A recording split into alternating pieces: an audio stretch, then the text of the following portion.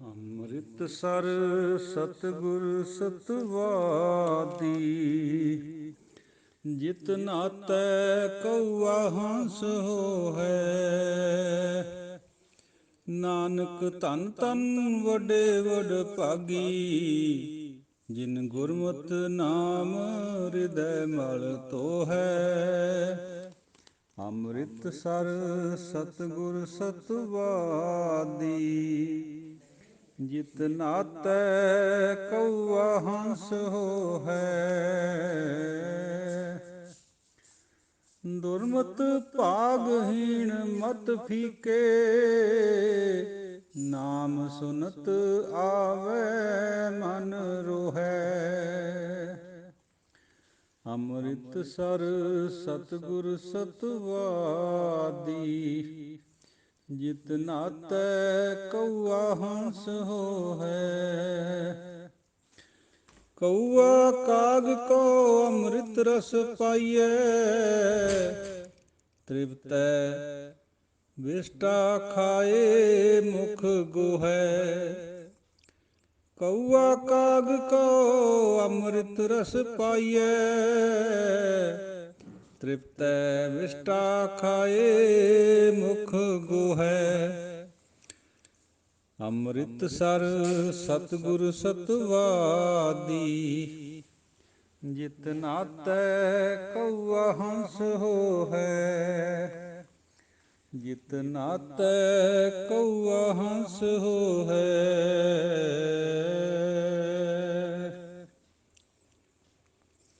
ਸਮਸਤੁਲ ਸਲਾਮ ਹੈ, ਸदैवल ਅਕਾਮ ਹੈ।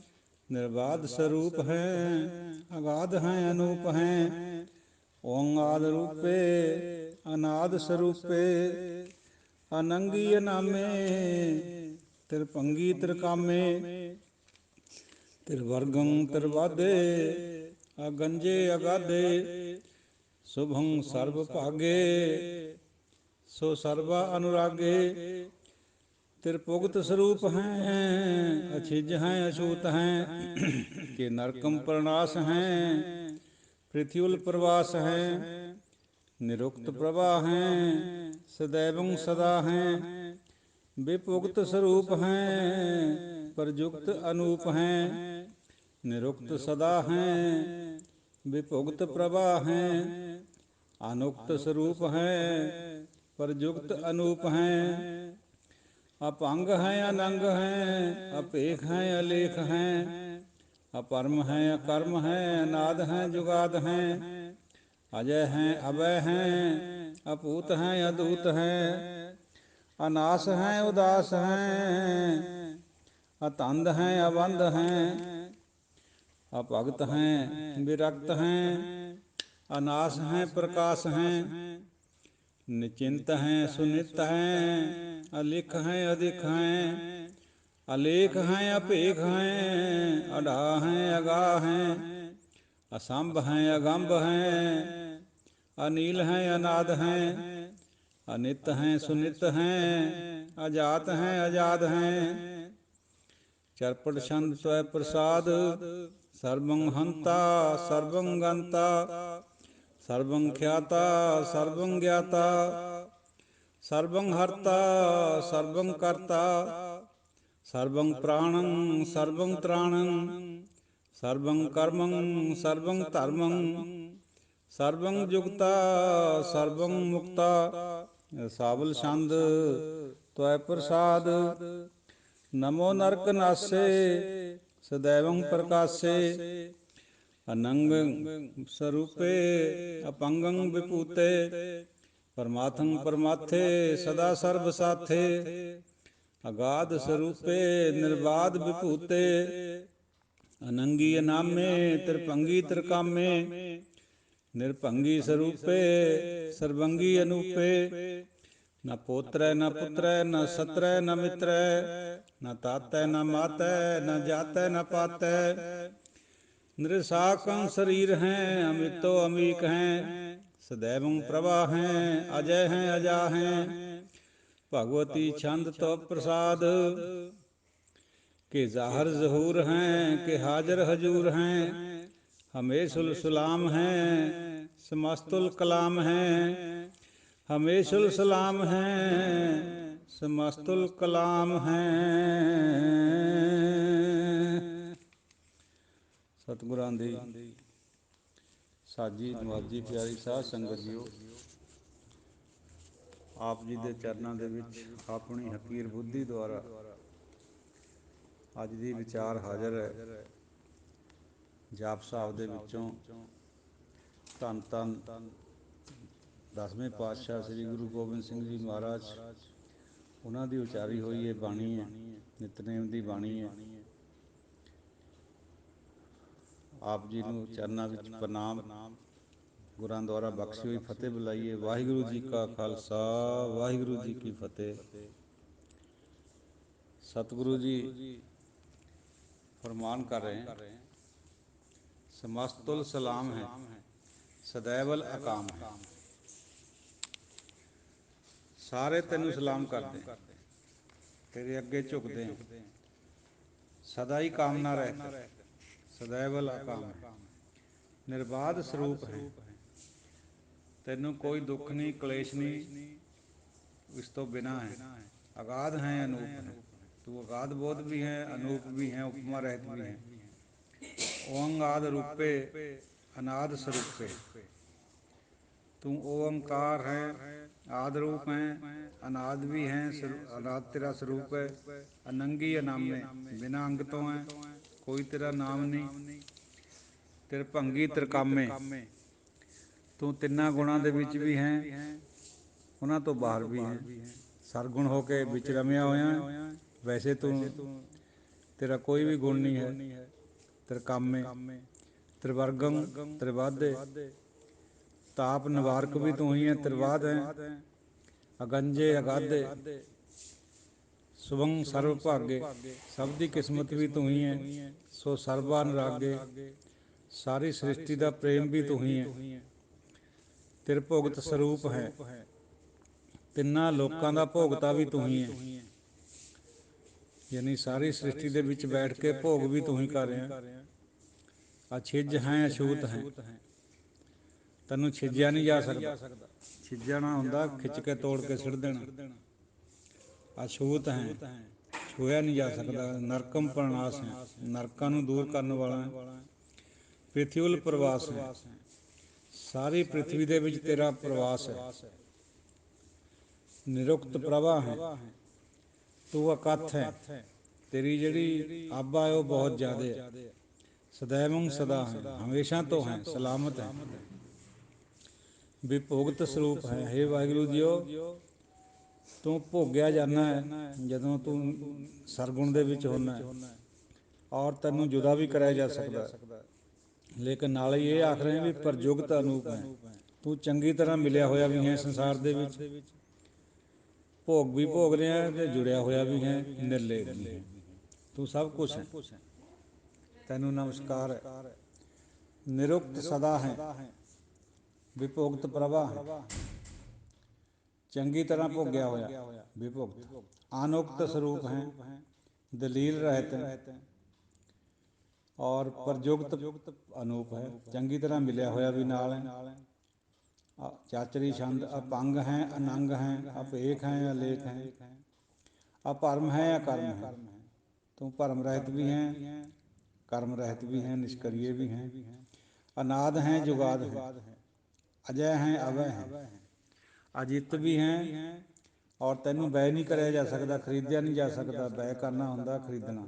ਅਵੈ ਹੈ, ਅਭੂਤ ਹੈ, ਅਧੂਤ ਹੈ, ਬਿਨਾਂ ਸਰੀਰ ਤੋਂ ਹੈ, ਔਰ ਧੂਤਣਾ ਹੁੰਦਾ ਕੰਬਣਾ। ਅਧੂਤ, ਬਿਨਾਂ ਕੰਬਣੇ ਤੋਂ, ਤੈਨੂੰ ਕੋਈ ਡਰ ਨਹੀਂ, ਤੂੰ ਕੰਬਦਾ ਨਹੀਂ ਹੈ। ਅਨਾਸ ਹੈ, ਉਦਾਸ ਹੈ, ਤੇਰਾ ਕੋਈ ਨਾਸ ਨਹੀਂ ਹੋ ਸਕਦਾ। ਤੂੰ ਉਦਾਸ ਵੀ ਹੈ, ਨਿਰਲੇਪ ਵੀ ਹੈ, ਅਤੰਦ ਹੈ, ਅਬੰਧ ਹੈ, ਧੰਦਿਆਂ ਤੋਂ ਬਾਹਰ ਵੀ ਹੈ, ਔਰ ਬੰਧਨਾਂ 'ਚ ਵੀ ਹੈ ਨਹੀਂ। ਬੰਧਨਾਂ ਤੋਂ ਬਾਹਰ ਹੈ। ਸਤਿਗੁਰੂ ਵੀ ਬੰਧਨ ਤੋਂ ਬਾਹਰ ਹੁੰਦਾ ਹੈ, ਪਰਮੇਸ਼ਰ ਵੀ ਬੰਧਨ ਤੋਂ ਬਾਹਰ ਹੈ। ਅਭਗਤ ਹੈ, ਵਿਰਕਤ ਹੈ, ਤੇਰੇ ਟੁਕੜੇ ਨਹੀਂ ਕਰੇ ਜਾ ਸਕਦੇ। ਅਭਗਤ, ਤੂੰ ਵਿਰਕਤ ਵੀ ਹੈ। ਵਿਰਕਤ ਹੁੰਦਾ ਉਹ ਸਾਧੂ ਜਿਹੜਾ ਦੁਨੀਆ ਤੋਂ ਉਦਾਸ ਹੁੰਦਾ। अनाश हैं प्रकाश हैं, तेरा नाश नहीं है, तू हमेशा प्रकाश है। निचिंत हैं, कोई चिंता नहीं तेन, सुनिंत हैं। अलेख हैं अदेख हैं, अलेख भी हैं अदृष्ट भी हैं। भावें कोले हैं अंदरे हैं पर दिखदा कोई नहीं। अलेख हैं अभेख हैं, कोई भेख नहीं तेरा, तेनों लिखिया नहीं जा सकता, तेरे मत्थे ते कोई लेख नहीं। अढा हैं अगाह हैं, हे वाहिगुरू जीओ ਤੈਨੂੰ ਢਾਇਆ ਨਹੀਂ ਜਾ ਸਕਦਾ, ਤੂੰ ਅਗਾਧ ਬੋਧ ਹੈ। ਤੇਰਾ ਹੇਠਾਂ ਕੋਈ ਜਿਵੇਂ ਸਮੁੰਦਰ ਦੇ ਵਿੱਚ ਗਾਹ ਪਾਉਂਦੇ ਨਾ, ਹੇਠ ਨੂੰ ਮਿਣਦੇ ਆ, ਤੂੰ ਅਨਫੈਥੇਮੇਬਲ, ਤੈਨੂੰ ਗਾਇਆ ਨਹੀਂ ਜਾ ਸਕਦਾ। ਅਸੰਭ ਹੈ ਅਜਨਮ, ਸ਼ੰਭੂ ਹੁੰਦਾ ਆਪਣੇ ਆਪ ਤੋਂ ਪੈਦਾ ਹੋਣਾ, ਅਸੰਭ ਜਿਹਦਾ ਜਨਮ ਨਹੀਂ ਹੁੰਦਾ। ਅਗੰਭ ਹੈ, ਤੂੰ ਅਗਾਧ ਵੀ ਹੈ ਅਥਾਹ ਵੀ ਹੈ। ਅਨੀਲ ਹੈ ਅਨਾਦ ਹੈ, ਅਨਿਤ ਹੈ ਸੁਨਿਤ ਹੈ। ਅਨਿਤ ਅਨੁਕਤ ਔਰ ਸੁਨਿਤ ਸੁਣਨ ਵਾਲਾ, ਤੂੰ ਚੰਗੀ ਤਰ੍ਹਾਂ ਜਹਾਨ ਨੂੰ ਸੁਣਨ ਵਾਲਾ ਵੀ ਤੂੰ ਹੀ ਹੈ। ਆਜ਼ਾਤ ਹੈ ਆਜ਼ਾਦ ਹੈ, ਚਰਪਟ ਛੰਦ ਤਵੈ ਪ੍ਰਸਾਦ। ਸਰਬੰ ਹੰਤਾ ਸਰਬੰ ਗੰਤਾ, ਸਭ ਦਾ ਨਾਸ਼ ਕਰਨ ਵਾਲਾ, ਸਾਰਿਆਂ ਤੱਕ ਪਹੁੰਚ ਕਰਨ ਵਾਲਾ ਤੂੰ ਹੀ ਹੈ ਵਾਹਿਗੁਰੂ ਜੀਓ। ਸਰਬੰ ਖਿਆਤਾ, ਬਹੁਤ ਮਸ਼ਹੂਰ ਹੈ ਵਿਖਿਆਤ ਹੈ, ਸਭ ਤੈਨੂੰ ਜਾਣਦੇ ਹੈ। ਸਰਬੰ ਗਿਆਤਾ, ਸਭ ਦਾ ਤੂੰ ਜਾਣਨ ਵਾਲਾ ਹੈ। ਸਰਬੰ ਹਰਤਾ ਸਰਬੰ ਕਰਤਾ, ਸਾਰਿਆਂ ਨੂੰ ਲੈ ਕਰਨ ਵਾਲਾ, ਸਾਰਿਆਂ ਦਾ ਕਰਤਾ। ਸਰਬੰ ਪ੍ਰਾਣੰ, ਸਭ ਦਾ ਤੂੰ ਪ੍ਰਾਣ ਹੈ, ਆਤਮਾ ਵੀ ਤੂੰ ਹੀ ਹੈ। ਹਾਲਾਂਕਿ ਤੂੰ ਆਤਮਾ ਰਹਿਤ ਵੀ ਹੈ, ਪਰ ਆਤਮਾ ਵੀ ਸਭ ਦੀ ਬਣਿਆ ਹੋਇਆ। ਸਰਬੰ ਪ੍ਰਾਣੰ ਸਰਬੰ ਤ੍ਰਾਣੰ, ਸਭ ਦਾ ਤਾਣ ਵੀ ਤੂੰ ਹੀ ਹੈ, ਮਾਣ ਵੀ ਤੂੰ ਹੀ ਹੈ। ਸਰਬੰ ਕਰਮੰ, ਸਾਰਿਆਂ ਕਰਮਾਂ ਦੇ ਵਿੱਚ ਵੀ ਤੂੰ ਹੀ ਹੈ। ਸਰਬੰ ਧਰਮੰ, ਸਾਰਿਆਂ ਧਰਮਾਂ ਦੇ ਵਿੱਚ ਵੀ ਤੂੰ ਹੀ ਹੈ। ਨਮਸਕਾਰ ਹੈ ਤੈਨੂੰ। ਸਰਬੰ ਜੁਗਤਾ, ਸਭ ਨਾਲ ਜੁੜਿਆ ਹੋਇਆ ਵੀ ਤੂੰ ਹੀ ਹੈ। ਸਰਬੰ ਮੁਕਤਾ, ਸਾਰਿਆਂ ਤੋਂ ਮੁਕਤ ਵੀ ਤੂੰ ਹੀ ਹੈ, ਔਰ ਸਭ ਨੂੰ ਮੁਕਤ ਵੀ ਤੂੰ ਹੀ ਕਰਦਾ ਹੈ। ਰਸਾਵਲ ਛੰਦ ਤਵੈ ਪ੍ਰਸਾਦ। ਨਮੋ ਨਰਕ ਨਾਸੇ ਸਦੈਵੰ ਪ੍ਰਕਾਸ਼ੇ, ਨਮਸਕਾਰ ਹੈ ਤੈਨੂੰ, ਪ੍ਰਣਾਮ ਹੈ ਤੈਨੂੰ, ਹੇ ਨਰਕਾਂ ਦੇ ਨਾਸ਼ ਕਰਨ ਵਾਲਿਆ। ਸਦੈਵੰ ਪ੍ਰਕਾਸ਼ੇ, ਤੂੰ ਹਮੇਸ਼ਾ ਤੋਂ ਹੀ ਪ੍ਰਕਾਸ਼ ਕਰਨ ਵਾਲਾ ਹੈ। ਅਨੰਗੀ ਸਰੂਪੇ, ਅਨਅੰਗੀ, ਤੇਰਾ ਕੋਈ ਰੂਪ ਨਹੀਂ ਹੈ। ਅਭੰਗੰ ਵਿਭੂਤੇ, ਤੈਨੂੰ ਭੰਗ ਨਹੀਂ ਕਰਿਆ ਜਾ ਸਕਦਾ। ਪਰਮਾਤਮ ਪਰਮਾਥੇ, ਚੰਗੀ ਤਰ੍ਹਾਂ ਜਗਤ ਦਾ ਮੰਥਨ ਕਰਦਾ ਹੈ ਤੂੰ, ਰਿੜਕਦਾ ਸਭ ਨੂੰ, ਮਾਰਦਾ ਹੈ। ਸਦਾ ਸਰਬ ਸਾਥੇ, ਸਭ ਦੇ ਸਾਥ ਹੈ। ਅਗਾਧ ਸਰੂਪੇ, ਫਿਰ ਵੀ ਨਾਲ ਨਹੀਂ ਹੈ, ਪਤਾ ਹੀ ਨਹੀਂ ਚੱਲਦਾ ਵੀ ਤੂੰ ਨਾਲ ਹੈ। ਨਿਰਬਾਧ ਵਿਭੂਤੇ, ਤੂੰ ਬਿਨਾਂ ਕਲੇਸ਼ ਤੋਂ ਬਿਨਾਂ ਦੁੱਖ ਤੋਂ ਹੈ। ਅਨੰਗੀ ਅਨਾਮੇ, ਤ੍ਰਿਭੰਗੀ ਤ੍ਰਿਕਾਮੇ। ਨਿਰਭੰਗੀ ਸਰੂਪੇ, ਨਿਰਭੰਗੀ ਸਾਧ ਸੰਗਤ ਜੀ ਅਬਿਨਾਸ਼ੀ ਨੂੰ ਕਹਿੰਦੇ, ਉਹੀ ਸ਼ਬਦ ਵਾਰ ਵਾਰ ਆਈ ਜਾ ਰਹੇ। ਸਰਬੰਗੀ ਅਨੂਪੇ, ਸਰਬੰਗ ਸਭ ਦੇ ਵਿੱਚ ਹੈ, ਅਨੂਪ ਹੈ, ਸਭ ਦਾ ਅੰਗ ਬਣਿਆ ਹੋਇਆ। ਸਰਬ ਅੰਗ, ਨਾ ਪੋਤਰ ਹੈ ਨਾ ਪੁੱਤਰ ਹੈ, ਨਾ ਤੇਰਾ ਕੋਈ ਪੋਤਰਾ ਹੈ ਨਾ ਕੋਈ ਪੁੱਤਰ ਹੈ, ਤੇਰੀ ਕੋਈ ਵੀ ਔਲਾਦ ਨਹੀਂ ਹੈ। ਹਾਲਾਂਕਿ ਜਿਹੜੀ ਤੇਰੀ ਔਲਾਦ ਹੈ ਸੰਤ ਜਨ, ਉਹ ਹਮੇਸ਼ਾ ਸਥਿਰ ਰਹਿੰਦੇ, ਇਹ ਵੀ ਨਾਲ ਕਿਹਾ ਗਿਆ, ਪਰ ਬਾਕੀ ਸੰਸਾਰ ਉਹਦੀ ਔਲਾਦ ਨਹੀਂ ਮੰਨਿਆ ਜਾਂਦਾ। ਹਾਲਾਂਕਿ ਕ੍ਰੀਏਸ਼ਨ ਉਸੇ ਦੀ ਹੈ, ਜਦ ਮਰਜ਼ੀ ਇਹਨੂੰ ਸਮੇਟ ਵੀ ਲੈਂਦਾ। ਨਾ ਸੱਤਰ ਹੈ ਨਾ ਮਿੱਤਰ ਹੈ, ਨਾ ਕੋਈ ਦੁਸ਼ਮਣ ਹੈ ਨਾ ਕੋਈ ਮਿੱਤਰ ਹੈ, ਨਾ ਤਤ ਹੈ ਨਾ ਮਤ ਹੈ, ਨਾ ਪਿਤਾ ਹੈ ਨਾ ਮਾਤਾ ਹੈ। ਅਜਨਮਾ ਜੋ ਹੋਇਆ, ਨਾ ਜਾਤ ਹੈ ਨਾ ਪਤ ਹੈ, ਨਾ ਜਾਤ ਹੈ ਨਾ ਗੋਤ ਹੈ। ਨਿਰਸਾਕੰ ਸਰੀਰ ਸ਼ਰੀਕ ਹੈ, ਕੋਈ ਤੇਰਾ ਸਾਕ ਨਹੀਂ, ਰਿਸ਼ਤੇਦਾਰ ਨਹੀਂ, ਕੋਈ ਸ਼ਰੀਕ ਨਹੀਂ, ਕੋਈ ਤੈਂ ਆਪਣੇ ਵਰਗਾ ਬਣਾਇਆ ਨਹੀਂ। ਅਮਿਤੋ ਅਮੀਕ ਹੈ, ਤੇਰਾ ਅੰਦਾਜ਼ਾ ਨਹੀਂ ਲਾਇਆ ਜਾ ਸਕਦਾ, ਤੂੰ ਬਹੁਤ ਗਹਿਰਾ ਹੈ। ਸਦੈਵੰ ਪ੍ਰਭਾ ਹੈ, ਹਮੇਸ਼ਾ ਤੋਂ ਹੀ ਤੇਰਾ ਪ੍ਰਕਾਸ਼ ਰਿਹਾ ਹੈ। ਅਜੈ ਹੈ, ਅਜਿਤ ਹੈ, ਅਜਾ ਹੈ, ਜਨਮ ਰਹਿਤ ਹੈ। ਭਗਵਤੀ ਛੰਦ ਤਵੈ ਪ੍ਰਸਾਦ। ਕਿ ਜ਼ਾਹਰ ਜ਼ਹੂਰ ਹੈ, ਕਿ ਹਾਜ਼ਰ ਹਜ਼ੂਰ ਹੈ। ਸਾਹਮਣੇ ਵੀ ਦਿਖ ਰਿਹਾ ਹੈ, ਹਰ ਜ਼ਰਰੇ ਦੇ ਵਿੱਚ ਤੇਰਾ ਜ਼ਹੂਰ ਹੈ, ਪਰ ਨਜ਼ਰ ਵੀ ਆਉਂਦਾ ਨਹੀਂ ਹੈ। ਮੋਹ ਮੋਹਿਆ ਜਾਣੇ ਦੂਰ ਹੈ, ਕਉ ਨਾਨਕ ਸਦਾ ਹਦੂਰ ਹੈ। ਹਮੇਸ਼ੁਲ ਸਲਾਮ ਹੈ, ਸਾਧ ਸੰਗਤ ਜੀਓ, ਇਹ ਜਿਹੜਾ ਜ਼ਾਹਰਾ ਜ਼ਹੂਰ ਦੀ ਬਾਤ ਹੈ, ਬਾਬਾ ਜੀ ਨਸਲਪੁਰ ਵਾਲੇ ਬਾਬਾ ਅਜੀਤ ਸਿੰਘ ਜੀ, ਉਹਨਾਂ ਨੇ ਇੱਕ ਵਾਰ ਇੱਕ ਬੀਬੀ ਬੌੜ ਦੀ ਸੀਗੀ, ਕਰਨੈਲ ਸਿੰਘ ਪ੍ਰੋਫੈਸਰ ਸਾਹਿਬ ਹੈ ਰੋਪੜ ਲੱਗੇ ਰਹੇ ਪਹਿਲਾਂ, ਉਹ ਦਾਸ ਉਹਨਾਂ ਦੇ ਨਾਲ ਕਦੇ ਉਹ ਪੜ੍ਹਦੇ ਸੀਗੇ। ਉਹਨਾਂ ਦੀ ਮਾਤਾ ਜੀ ਅੱਖਾਂ ਤੋਂ ਮਨਾਖੀ ਸੀ। ਉਹ ਇੱਕ ਵਾਰ ਬਾਬਾ ਜੀ ਕੋਲ ਚਲੇ ਗਏ, ਬਾਬਾ ਜੀ ਨੂੰ ਬੇਨਤੀ ਕਰੀ, ਬਾਬਾ ਜੀ ਹਜ਼ੂਰ ਸਾਹਿਬ ਜਾਣ ਨੂੰ ਬਹੁਤ ਮਨ ਕਰਦਾ, ਆਗਿਆ ਦੇ ਦਿਓ। ਬਾਬਾ ਜੀ ਨੇ ਬਚਨ ਕਰਿਆ, ਬੀਬਾ ਹਜ਼ੂਰ ਸਾਹਿਬ, ਸਾਹਿਬ ਹਜ਼ੂਰ, ਬਸ ਹੋਰ ਕੁਛ ਨਹੀਂ ਬੋਲੇ। ਉਹ ਮਾਈ ਕਹਿੰਦੀ ਮੇਰੀ ਤਾਂ ਪੁੱਤਰ ਨਿਸ਼ਾ ਹੋ ਗਈ, ਮੈਂ ਨਹੀਂ ਮੁੜ ਕੇ ਉੱਧਰ ਦਾ ਖਿਆਲ ਕਰਿਆ ਵੀ ਬਾਬਾ ਜੀ ਦਾ ਬਚਨ ਹੈ ਵੀ ਤੂੰ ਸਭ ਜਗ੍ਹਾ ਹੀ ਹੈ, ਇੱਥੇ ਵੀ ਤਾਂ ਤੂੰ ਹੀ ਹੈ। ਉਂਝ ਇਤਿਹਾਸਕ ਤੌਰ 'ਤੇ ਬਾਬਾ ਜੀ ਵੀ ਜਾ ਉੱਥੇ ਗਏ ਹੈ, ਜਾਂਦੇ ਵੀ ਰਹੇ ਹੈ, ਸ਼੍ਰੀ ਅੰਮ੍ਰਿਤਸਰ ਵੀ ਜਾਂਦੇ ਰਹੇ ਹੈ ਦਰਸ਼ਨ ਕਰਨ, ਲੇਕਿਨ ਜਿਹੜੀ ਗੁਰਬਾਣੀ ਦਾ ਥੋਟ ਹੈ ਉਹ ਵੀ ਉਹਨਾਂ ਦੇ ਅੰਦਰ ਬਹੁਤ ਕਲੀਅਰ ਸੀ। ਹਜ਼ੂਰ ਸਾਹਿਬ, ਸਾਹਿਬ ਹਜ਼ੂਰ। ਇਤਿਹਾਸਕ ਤੌਰ ਪਰ ਜਾਣਾ ਹੋਰ ਚੀਜ਼ ਹੈ, ਇਹ ਸਮਝ ਕੇ ਵੀ 10ਵੇਂ ਪਾਤਸ਼ਾਹ ਹਜ਼ੂਰ ਸਾਹਿਬ ਹੈ, ਇੱਥੇ ਨਹੀਂ ਹੈ, ਇਹ ਗਲਤ ਖਿਆਲ। ਉਹ ਹਰ ਜਗ੍ਹਾ, ਉਹੀ ਸ਼ਬਦ ਉੱਥੇ ਹੈ, ਉਹੀ ਇੱਥੇ, ਉਹੀ ਪ੍ਰਕਾਸ਼ ਉੱਥੇ ਹੈ, ਉਹੀ ਇੱਥੇ। ਇਹ ਹੈ ਨੁਕਤਾ ਜਿਹੜਾ ਪਕੜਨ ਵਾਲਾ। ਹਾਲਾਂਕਿ ਬਾਬਾ ਜੀ ਧਾਰਮਿਕ ਸਥਾਨਾਂ ਨੂੰ ਤਾਂ ਬਹੁਤ ਚਾਅ ਦੇ ਨਾਲ ਜਾਇਆ ਕਰਦੇ ਸੀਗੇ, ਕਈ ਵਾਰ ਗਏ, ਲੇਕਿਨ ਗੁਰਬਾਣੀ ਨੂੰ ਅੱਖੋਂ ਓਹਲੇ ਨਹੀਂ ਸੀ ਹੋਣ ਦਿੰਦੇ ਕਦੇ ਵੀ। ਉਹੀ ਬਾਤ ਹੈ ਵੀ ਤੂੰ ਹਮੇਸ਼ਾ ਹੀ ਅੰਗ ਸੰਗ ਹੈ, ਸੋ ਸਤਿਗੁਰ ਪਿਆਰਾ ਮੇਰੇ ਨਾਲ ਹੈ। ਹਮੇਸ਼ੁਲ ਸਲਾਮ ਹੈ, ਸਭ ਸਮਸਤੁਲ ਕਲਾਮ ਹੈ। ਤੂੰ ਹਮੇਸ਼ਾ ਹੀ ਸਲਾਮਤ ਹੈ,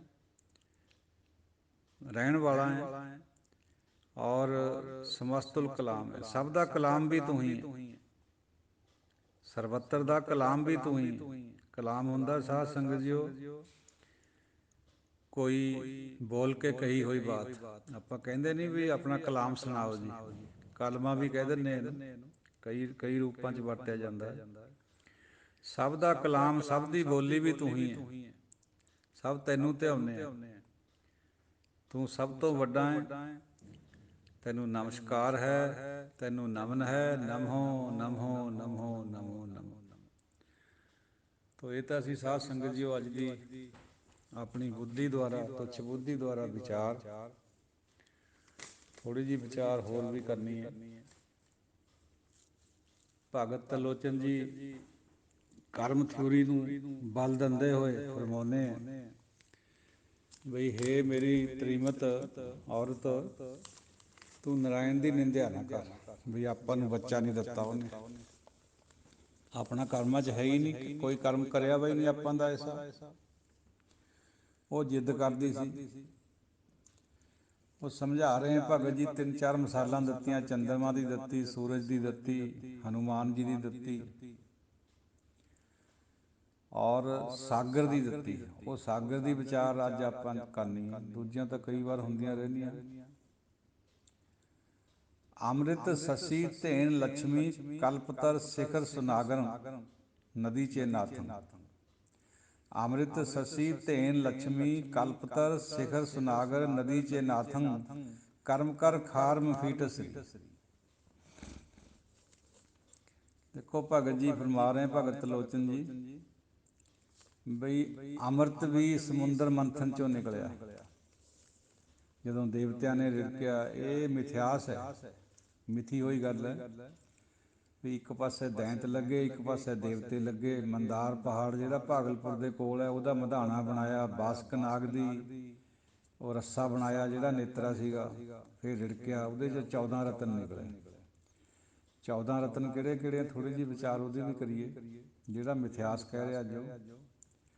ਇੱਕ ਤਾਂ ਨਿਕਲੀ ਵਿੱਚੋਂ ਸ਼ਰਾਬ, ਇੱਕ ਨਿਕਲੀ ਵਿਸ ਜ਼ਹਿਰ, ਇੱਕ ਰਾਵਤ ਹਾਥੀ, ਇੱਕ ਸ਼ੰਖ, ਇੱਕ ਕੌਸਤਵ ਮਣੀ, ਇੱਕ ਰੰਭਾ ਪਸ਼ਰਾ ਯਾਨੀ ਪਰੀ। ਫਿਰ ਅੱਗੇ ਨਿਕਲਿਆ ਅੰਮ੍ਰਿਤ ਔਰ ਚੰਦਰਮਾ, ਕਾਮਧੇਨ ਗਊ, ਲక్ష్ਮੀ ਸ੍ਰੀ, ਕਲਪਤਰ ਬਿਰਛ, ਪਾਰਜਾਤ ਬਿਰਛ, ਔਰ ਇੱਕ ਘੋੜਾ ਚਿੱਟੇ ਰੰਗ ਦਾ ਜਿਹਦੇ 2 ਖੰਭ ਵੀ ਲੱਗੇ ਹੋਏ ਸੀ, ਉੜਦਾ ਸੀਗਾ, ਜਿਹੜਾ ਸ਼ਿਖਰ ਕਹਿੰਦੇ ਉਹਨੂੰ। ਇਹ ਸਾਰੇ ਹੀ ਸਮੁੰਦਰ 'ਚੋਂ 14 ਰਤਨ ਨਿਕਲੇ। ਗੁਰਬਾਣੀ ਨੇ ਇਹਨਾਂ ਨੂੰ ਹੋਰ ਤਰੀਕੇ ਨਾਲ ਲਿਆ ਬਈ ਜਿਹੜਾ ਵੀ ਕੋਈ ਬੰਦਾ ਗੁਰਬਾਣੀ ਨਾਲ ਜੁੜ ਕੇ ਯਾਨੀ ਗੁਰੂ ਨਾਲ ਜੁੜ ਕੇ ਨਾਮ ਦੀ ਪ੍ਰਾਪਤੀ ਕਰ ਲੈਂਦਾ, ਉਹਦੇ ਅੰਦਰ 14 ਰਤਨ ਪੈਦਾ ਹੋ ਜਾਂਦੇ। ਜਿਹੜੇ ਅੱਛੇ ਅੱਛੇ ਸ਼ੁਭ ਗੁਣ ਹੈ, ਕੰਸੀਡਰੇਟ ਹੋਣਾ, ਦੂਜੇ ਦੀ ਗੱਲ ਨੂੰ ਬਰਦਾਸ਼ਤ ਕਰ ਲੈਣਾ, ਨਾਮ ਜਪਣਾ, ਦੂਜਿਆਂ ਦੇ ਕੰਮ ਆਉਣਾ, ਸੱਚ ਬੋਲਣਾ, ਸਦਾਕਤ ਰੱਖਣੀ, ਨੇਕੀ ਰੱਖਣੀ, ਇੱਕ ਨਾਲ ਜੁੜਨਾ, ਇਹ ਅਜਿਹੇ ਜਿਹੜੇ 14 ਗੁਣ ਹੈ ਉਹਦੇ ਅੰਦਰ ਇਹ ਪੈਦਾ ਹੋ ਜਾਂਦੇ। ਹੁਣ ਭਗਤ ਜੀ ਸਮਝਾ ਰਹੇ ਆ ਸਮੁੰਦਰ ਦੀ ਮਿਸਾਲ ਦੇ ਕੇ, ਇਹ ਜਿਹੜਾ ਸਮੁੰਦਰ ਹੈ ਇਹ ਖਾਰਾ ਹੈ। ਕਰਮ ਕਰ ਖਾਟ ਖਾਰ ਮਫੀ ਢਸਰੀ, ਕਰਮ ਐਸਾ ਕਰਿਆ ਹੋਇਆ ਸਮੁੰਦਰ ਨੇ ਵੀ ਉਹ ਖਾਰਾ ਹੈ। ਉਹਦੀ ਵਿਚਾਰ ਵੀ ਕਰਦੇ ਹਾਂ। ਅੰਮ੍ਰਿਤ ਸੱਸੀ, ਅੰਮ੍ਰਿਤ ਨਿਕਲਿਆ, ਸੱਸੀ ਚੰਦਰਮਾ ਨਿਕਲਿਆ, ਧੇਨ ਕਾਮਧੇਨ ਗਊ ਨਿਕਲੀ, ਲక్ష్ਮੀ ਨਿਕਲੀ, ਕਲਪਤਰ ਬਿਰਛ ਨਿਕਲਿਆ, ਘੋੜਾ ਨਿਕਲਿਆ ਸਿਖਰ, ਸੁਨਾਗਰ ਨਦੀ ਚੇ ਨਾਥਨ। ਸੁਨਾਗਰ ਕਹਿੰਦੇ ਧਨਵੰਤਰੀ ਹਕੀਮ ਨੂੰ, ਇਹ ਵੀ ਇਹਦੇ ਵਿੱਚੋਂ ਹੀ ਨਿਕਲਿਆ ਸੀ। ਇਹ ਜਿਹੜਾ ਸਮੁੰਦਰ ਹੈ ਇਹਦੇ ਵਿੱਚੋਂ ਇਹੋ ਜਿਹੇ ਬਹੁਤ ਬੇਸ਼ਕੀਮਤੀ ਪਦਾਰਥ ਨਿਕਲੇ, ਵਸਤਾਂ ਨਿਕਲੀਆਂ, ਅੰਮ੍ਰਿਤ ਵਰਗੀਆਂ, ਧਨਵੰਤਰੀ ਹਕੀਮ ਵਰਗੇ, ਸਿਖਰ ਕਲਪਤਰ ਵਰਗੇ, ਔਰ ਕਾਮਧੇਨ, ਪਾਰਜਾਤ, ਇਹ ਸਭ ਵਿੱਚੋਂ ਨਿਕਲੇ। ਖਿਆਲ ਕਰਿਆ ਜਾਂਦਾ ਹੈ ਹਿੰਦੂ ਫਲਸਫੇ 'ਚ ਵੀ ਕਾਮਧੇਨ ਗਊ ਸਾਰੀਆਂ ਮੁਰਾਦਾਂ ਪੂਰੀਆਂ ਕਰਦੀ ਹੈ ਬੰਦੇ ਦੀ, ਇਸੇ ਤਰ੍ਹਾਂ ਕਲਪਤਰ ਬਿਰਛ ਹੈ, ਉਹਦੀ ਛਾਵਾਂ ਵਿੱਚ ਹੇਠਾਂ ਬੈਠ ਜਾਓ ਜਾ ਕੇ, ਸਾਰੀਆਂ ਮੁਰਾਦਾਂ ਪੂਰੀਆਂ ਹੋ ਜਾਂਦੀਆਂ। ਬਜ਼ੇਰ ਸਾਇਆ ਏ ਤੂਬਾ ਮੁਰਾਦਹਾ ਯਾਬੀ, ਭਾਈ ਨੰਦ ਲਾਲ ਜੀ। ਬਜ਼ੇਰ ਸਾਇਆ ਏ ਮਰਦਾਨੇ ਹੱਕ ਖੁਦਾ ਯਾਬੀ, ਭਾਵੇਂ ਬਈ ਜੇ ਆਪਾਂ ਕਲਪਤਰ ਬਿਰਛ ਦੀ ਛਾਵਾਂ ਹੇਠ ਚਲੇ ਜਾਈਏ, ਉਹਦੇ ਸਾਏ ਹੇਠ ਚਲੇ ਜਾਈਏ, ਤਾਂ ਸਾਡੀਆਂ ਮੁਰਾਦਾਂ ਪੂਰੀਆਂ ਹੋ ਜਾਂਦੀਆਂ। ਬਜ਼ੇਰ ਸਾਇਆ ਏ ਤੂਬਾ, ਤੂਬਾ ਕਲਪਤਰ ਨੂੰ ਕਹਿੰਦੇ, ਮੁਰਾਦਹਾ ਯਾਬੀ, ਸਾਡੀਆਂ ਮੁਰਾਦਾਂ ਪੂਰੀਆਂ ਹੋ ਜਾਂਦੀਆਂ। ਬਜ਼ੇਰ ਸਾਇਆ ਏ ਮਰਦਾਨੇ ਹੱਕ, ਜਿਹੜੇ ਰੱਬ ਦੇ ਮਰਦ ਬੰਦੇ ਯਾਨੀ ਸੰਤ ਜਨ ਹੈ, ਉਹਨਾਂ ਦੀ ਛਾਂ ਹੇਠ ਚਾ ਕੇ, ਉਹਨਾਂ ਦੀ ਸ਼ਰਨ ਲੈ ਕੇ ਖੁਦਾਯਾਬੀ ਹੋ ਜਾਂਦੀ ਹੈ, ਯਾਨੀ ਪਰਮਾਤਮਾ ਦੀ ਪ੍ਰਾਪਤੀ ਹੋ ਜਾਂਦੀ ਹੈ। ਤੋ ਇਹ ਤਾਂ ਹੈ ਖਿਆਲ ਕਲਪਤ। ਹੁਣ ਕਾਮਧੇਨ ਸਾਡੇ ਸਿੱਖਾਂ ਵਾਸਤੇ ਕਿਹੜੀ ਚੀਜ਼ ਹੈ? ਗੁਰੂ ਦੇ ਸਿੱਖਾਂ ਖਾਤਰ ਪਾਰ ਜਾਤੇ ਹਰ ਕੋ ਨਾਮ, ਕਾਮਧੇਨ ਹਰ ਹਰ ਗੁਣ ਗਾਮ। ਪਰਮਾਤਮਾ ਦਾ ਨਾਮ ਹੀ ਕਾਮਧੇਨ ਹੈ, ਪਰਮਾਤਮਾ ਦਾ ਨਾਮ ਹੀ ਕਲਪਤਰ ਹੈ। ਇਸ ਤੋਂ ਸਾਰੀਆਂ ਮੁਰਾਦਾਂ ਪੂਰੀਆਂ ਹੁੰਦੀਆਂ ਬੰਦੇ ਦੀਆਂ। ਕਹਿਣ ਦਾ ਭਾਵ ਇਹ ਹੈ ਵੀ ਕੋਈ ਕਾਮਧੇਨ ਗਊ ਨਹੀਂ, ਕੋਈ ਕਲਪਤਰ ਨਹੀਂ ਨਾ ਖਿਆਲਾਂ 'ਚ ਨਾ ਪਿਓ। ਇਹ ਤਾਂ ਸਿਰਫ ਦੱਸਿਆ ਹੋਇਆ ਗੁਰਬਾਣੀ ਦੇ ਮੁਤਾਬਕ ਵੀ ਉਹਨਾਂ ਦਾ ਖਿਆਲ ਇਹ ਹੈ ਅਤੇ ਗੁਰਬਾਣੀ ਦਾ ਖਿਆਲ ਇਹ ਹੈ। ਇਹ ਜਿਹੜੇ 14 ਰਤਨ ਹੈ ਇਹ ਸਾਰੇ ਨਾਮ ਦੇ ਵਿੱਚ ਹੀ ਹੈ, ਬਾਹਰ ਨਹੀਂ ਹੈ ਕੋਈ ਵੀ। ਇਤਿਹਾਸ ਮਿਥਿਹਾਸ ਤਾਂ ਚਲੋ ਬਹੁਤ ਘੱਟ ਹੈ, ਮਿਥਿਹਾਸ ਤਾਂ ਸਾਰੀ ਗੁਰਬਾਣੀ ਦੇ ਵਿੱਚ ਭਰਿਆ ਪਿਆ, ਕਿਉਂਕਿ ਮਿਥਿਹਾਸ ਦੇ ਨਾਲ ਜੁੜੀ ਹੋਈ ਸੀ ਸੋਚ ਸਾਰੇ ਜਗਤ ਦੀ, ਹਿੰਦੁਸਤਾਨੀ ਜਗਤ ਦੀ। ਉਹ ਫਿਰ ਸਾਰੀ ਸੋਚ ਨੂੰ ਲੈ ਕੇ ਗੁਰੂ ਸਾਹਿਬ ਨੇ, ਭਗਤ ਜਨਾਂ ਨੇ ਸਾਹਮਣੇ ਰੱਖ ਕੇ ਆਪਣੇ ਖਿਆਲ ਦਿੱਤੇ। ਜਿਹੜੇ ਵਿੱਚ ਪਾਤਰ ਆਉਂਦੇ ਸਾਧ ਸੰਗਤ ਜੀਓ, ਉਹ ਹਿਸਟੋਰੀਕਲੀ ਉਹਨਾਂ ਦੀ ਮਾਨਤਾ ਨਹੀਂ ਦਿੱਤੀ ਗੁਰਬਾਣੀ ਨੇ ਕਰੀ, ਉਹਨਾਂ ਨੂੰ ਦ੍ਰਿਸ਼ਟਾਂਤ ਦੇ ਤੌਰ 'ਤੇ ਲਿਆ ਹੋਇਆ। ਇਹ ਗੱਲ ਨੂੰ ਸਮਝਿਓ, ਆਪਣੀ ਜਿਹੜੀ ਬੁੱਧੀ ਹੈ ਉਹ ਉਹਨੂੰ ਹਿਸਟੋਰਿਕ ਸਮਝ ਰਹੀ ਹੈ। ਹਿਸਟੋਰੀਕਲੀ ਉਹਨਾਂ ਪਰ ਕੋਈ ਮਾਨਤਾ ਨਹੀਂ ਲਾਈ ਗੁਰਬਾਣੀ ਨੇ, ਸਿਰਫ ਉਹਨਾਂ ਨੂੰ ਦ੍ਰਿਸ਼ਟਾਂਤ ਦੇ ਤੌਰ 'ਤੇ ਵਰਤਿਆ ਹੋਇਆ। ਕਈ ਵਾਰ ਵਿਚਾਰ ਹੋਲੀ ਸੰਗਤ ਦੇ ਵਿੱਚ ਐਸੀ ਤੋ ਜਿਹਦੇ ਵਿੱਚੋਂ ਅੰਮ੍ਰਿਤ ਨਿਕਲਿਆ ਹੋਵੇ ਮੰਥਨ 'ਚ, ਚੰਦਰਮਾ ਨਿਕਲਿਆ ਹੋਵੇ, ਕਾਮਧੇਨ ਨਿਕਲੀ ਹੋਵੇ, ਲక్ష్ਮੀ ਹੋਵੇ, ਔਰ ਕਲਪਤਰ ਘੋੜਾ ਔਰ ਧਨਵੰਤਰੀ ਹਕੀਮ ਨਿਕਲਿਆ ਹੋਵੇ, ਉਹ ਫਿਰ ਵੀ ਖਾਰਾ ਹੈ। ਜਿੱਥੋਂ ਅੰਮ੍ਰਿਤ ਮਿੱਠਾ ਨਿਕਲਿਆ ਹੋਵੇ ਉਹ ਖਾਰਾ ਕਿਵੇਂ ਹੈ ਭਾਈ? ਪਰ ਹੈ। ਇਹ ਸਮਝਾ ਰਹੇ ਆ ਆਪਣੀ ਤਰੀਮਤ ਨੂੰ। ਉਹ ਕਾਰਨ ਇਹ ਹੈ, ਕਾਰਨ ਉਹਨਾਂ ਨੇ ਮਿਥਿਹਾਸ ਵਿੱਚ ਤਾਂ ਹੋਰ ਦੱਸੇ ਆ ਬਈ ਦੈਂਤ ਛੁਪ ਗਏ ਸੀ ਸਮੁੰਦਰ ਦੇ ਵਿੱਚ, ਫਿਰ ਇੱਕ ਰਿਸ਼ੀ ਨੇ ਪਿਸ਼ਾਬ ਕਰਕੇ ਸਮੁੰਦਰ ਭਰਿਆ, ਉਹਦੇ 'ਚੋਂ ਦੈਂਤ ਬਾਹਰ ਕੱਢ ਕੇ ਮਾਰੇ, ਉਹ ਪਿਸ਼ਾਬ ਕਰਕੇ ਖਾਰਾ ਹੈ। ਹੋਰ ਵੀ ਕਈ ਥਿਊਰੀਆਂ ਦਿੱਤੀਆਂ ਹੋਈਆਂ ਮਿਥਿਹਾਸ 'ਚ ਵੀ ਇਹ ਖਾਰਾ ਕਾਹਤੇ, ਪਰ ਐਕਚੁਅਲੀ ਗੱਲ ਇਹ ਨਹੀਂ ਹੈ। ਗੱਲ ਇਹ ਹੈ ਵੀ ਜਿਹੜੇ ਪਹਾੜਾਂ ਦੇ ਵਿੱਚੋਂ ਖਣਿਜ ਪਦਾਰਥ ਘੁਲ ਘੁਲ ਕੇ ਨਦੀਆਂ ਦੇ ਰਾਹੀਂ ਸਮੁੰਦਰ ਵਿੱਚ ਚਲੇ ਜਾਂਦੇ ਆ, ਉਹ ਸਮੁੰਦਰ ਵਿੱਚ ਗਾੜੇ ਹੋਈ ਜਾ ਰਹੇ ਆ, ਕਿਉਂਕਿ ਉੱਥੋਂ ਜਿਹੜਾ ਅਸਲੀ ਪਾਣੀ ਹੈ ਵਾਟਰ H2O, ਉਹ ਤਾਂ ਭਾਵ ਬਣ ਕੇ ਉੜ ਜਾਂਦਾ, ਫਿਰ ਵਰਖਾ ਦੇ ਰੂਪ 'ਚ ਜਾ ਕੇ ਵੱਸਦਾ ਪਹਾੜਾਂ ਪਰ, ਫਿਰ ਮੁੜ ਕੇ ਸਮੁੰਦਰ 'ਚ ਆਉਂਦਾ। ਉਹ ਜਿਹੜੇ ਖਣਜ ਪਦਾਰਥ ਹੈ ਉਹ ਉੜਦੇ ਨਹੀਂ ਹੈ, ਉਹ ਵਿੱਚੇ ਰਹਿੰਦੇ। ਨਮਕ ਜਿਹਨੂੰ ਲੂਣ ਕਹਿੰਦੇ, sodium chloride, sodium sulphate, phosphorus, zinc, ਇਹ ਜਿੰਨੇ ਵੀ ਸਾਲਟ ਹੈ ਇਹ ਸਾਰੇ ਵਿੱਚੇ ਹੁੰਦੇ, ਖਾਰੇ ਹੁੰਦੇ। ਇਹਨਾਂ ਕਰਕੇ ਸਮੁੰਦਰ ਦਾ ਪਾਣੀ ਖਾਰਾ ਹੁੰਦਾ ਹਮੇਸ਼ਾ। ਤੋ ਉਹ ਖਾਰਾ ਤਾਂ ਇਸ ਕਰਕੇ ਹੈ, ਪਰ ਜਿਹੜੀ ਪੁਰਾਣਾ ਸਾਡਾ ਮਿਥਿਹਾਸ ਹੈ ਉਹਦੇ ਵਿੱਚ ਹੋਰ ਹੋਰ ਕਾਰਨ ਦਿੱਤੇ ਹੋਏ।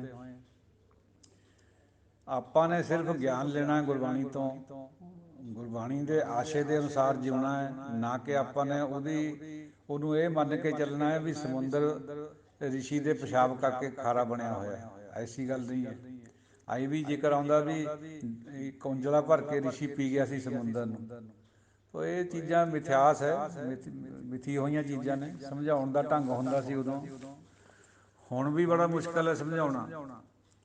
ਇੰਨਾ ਸਾਡੀ ਬੁੱਧੀ ਪਰ ਪਰਦਾ ਪਿਆ ਹੋਇਆ, ਅਸੀਂ ਹਰ ਚੀਜ਼ ਨੂੰ ਜਾਂ ਇੱਧਰ ਜਾਂ ਉੱਧਰ ਕਰਕੇ ਮੰਨਦੇ ਹਾਂ। ਇਨ ਬਿਟਵੀਨ ਵਾਲੀ ਗੱਲ ਜਿਹੜੀ ਗੁਰਬਾਣੀ 'ਚ ਵਿਦਤ ਹੈ ਉਹਨੂੰ ਮੰਨਦੇ ਨਹੀਂ ਆਪਾਂ।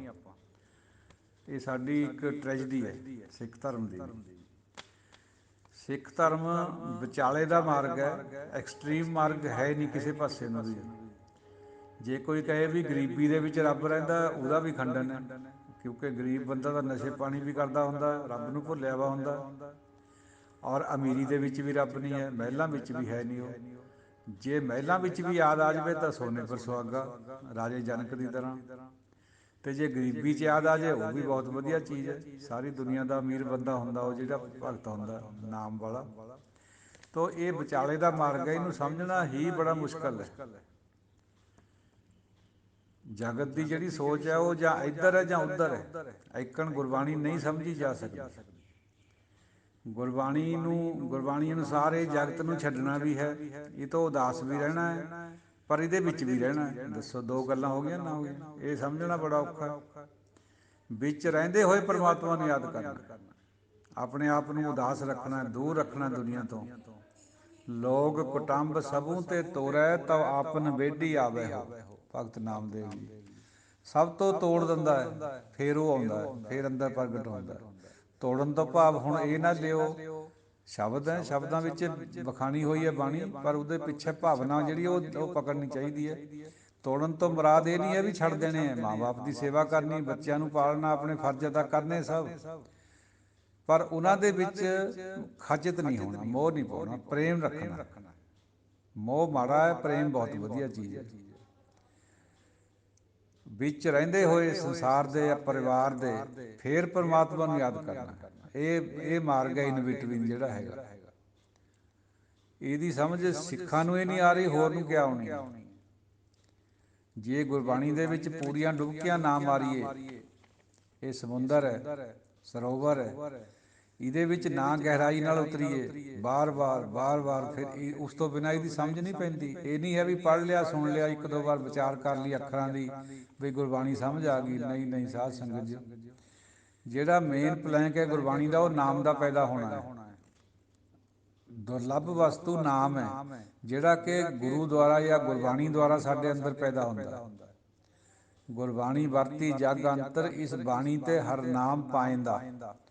ਉਹ ਨਾਮ ਹੈ ਜਿਹੜਾ, ਉਹ ਹੈ ਦੁਰਲੱਭ ਵਸਤੂ, ਉਹ ਪ੍ਰਾਪਤ ਕਰਨਾ ਹੈ। ਉੱਧਰ ਤਾਂ ਅਸੀਂ ਸੋਚਦੇ ਵੀ ਨਹੀਂ ਹੈ। ਅੱਖਰੀ ਅਰਥ ਕਰ ਕਰਕੇ ਗਿਆਨ ਇਕੱਠਾ ਕਰ ਲੈਂਦੇ ਬਾਹਰਲਾ।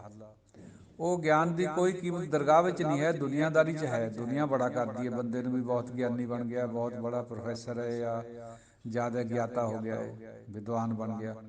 ਉਹ ਦੁਨੀਆ ਵਿੱਚ ਤਾਂ ਕੀਮਤ ਪੈਂਦੀ ਹੈ, ਪਰ ਦਰਗਾਹ 'ਚ ਉਹਦੀ ਕੋਈ ਕੀਮਤ ਨਹੀਂ ਪੈਂਦੀ ਜਿੰਨਾ ਚਿਰ ਨਾਮ ਪ੍ਰਗਟ ਨਹੀਂ ਹੁੰਦਾ। ਨਾਮ ਅਟਮੋਸਟ ਜ਼ਰੂਰੀ ਹੈ ਗੁਰਬਾਣੀ ਮੁਤਾਬਕ। ਉਹ ਨਾਮ ਦੇ ਪੈਦਾ ਹੋਣ ਤੋਂ ਹੀ ਬਾਅਦ ਪਤਾ ਲੱਗਣਾ ਹੈ ਬਈ ਸਾਰਾ ਕੁਝ ਤਾਂ ਤੂੰ ਹੀ ਹੈ। ਨਾਮ ਹੀ ਤਾਂ ਕੰਮ ਧੇਨ ਹੈ, ਨਾਮ ਹੀ ਪਾਰਜਾਤ ਹੈ, ਨਾਮ ਹੀ ਸੁਨਾਗਰ ਹੈ, ਨਾਮ ਹੀ ਸਿਖਰ ਹੈ, ਨਾਮ ਹੀ ਸਭ ਕੁਛ ਹੈ। ਅੰਮ੍ਰਿਤ ਵੀ ਨਾਮ ਹੈ। ਅੰਮ੍ਰਿਤ ਹਰ ਹਰ ਨਾਮ ਹੈ ਮੇਰੀ ਜ਼ਿੰਦਗੀ, ਅੰਮ੍ਰਿਤ ਗੁਰਮਤਿ ਪਾਏ ਰਾਮ। ਨਾਮ ਹੀ ਸਭ ਕੁਛ ਹੈ ਦੁਨੀਆ ਦਾ। ਨਾਮ ਤੁਲ ਕਛ ਅਵਰ ਨਾ ਹੋਏ, ਨਾਨਕ ਗੁਰਮੁਖ ਨਾਮ ਬੂਝੈ ਜਨ ਕੋਇ।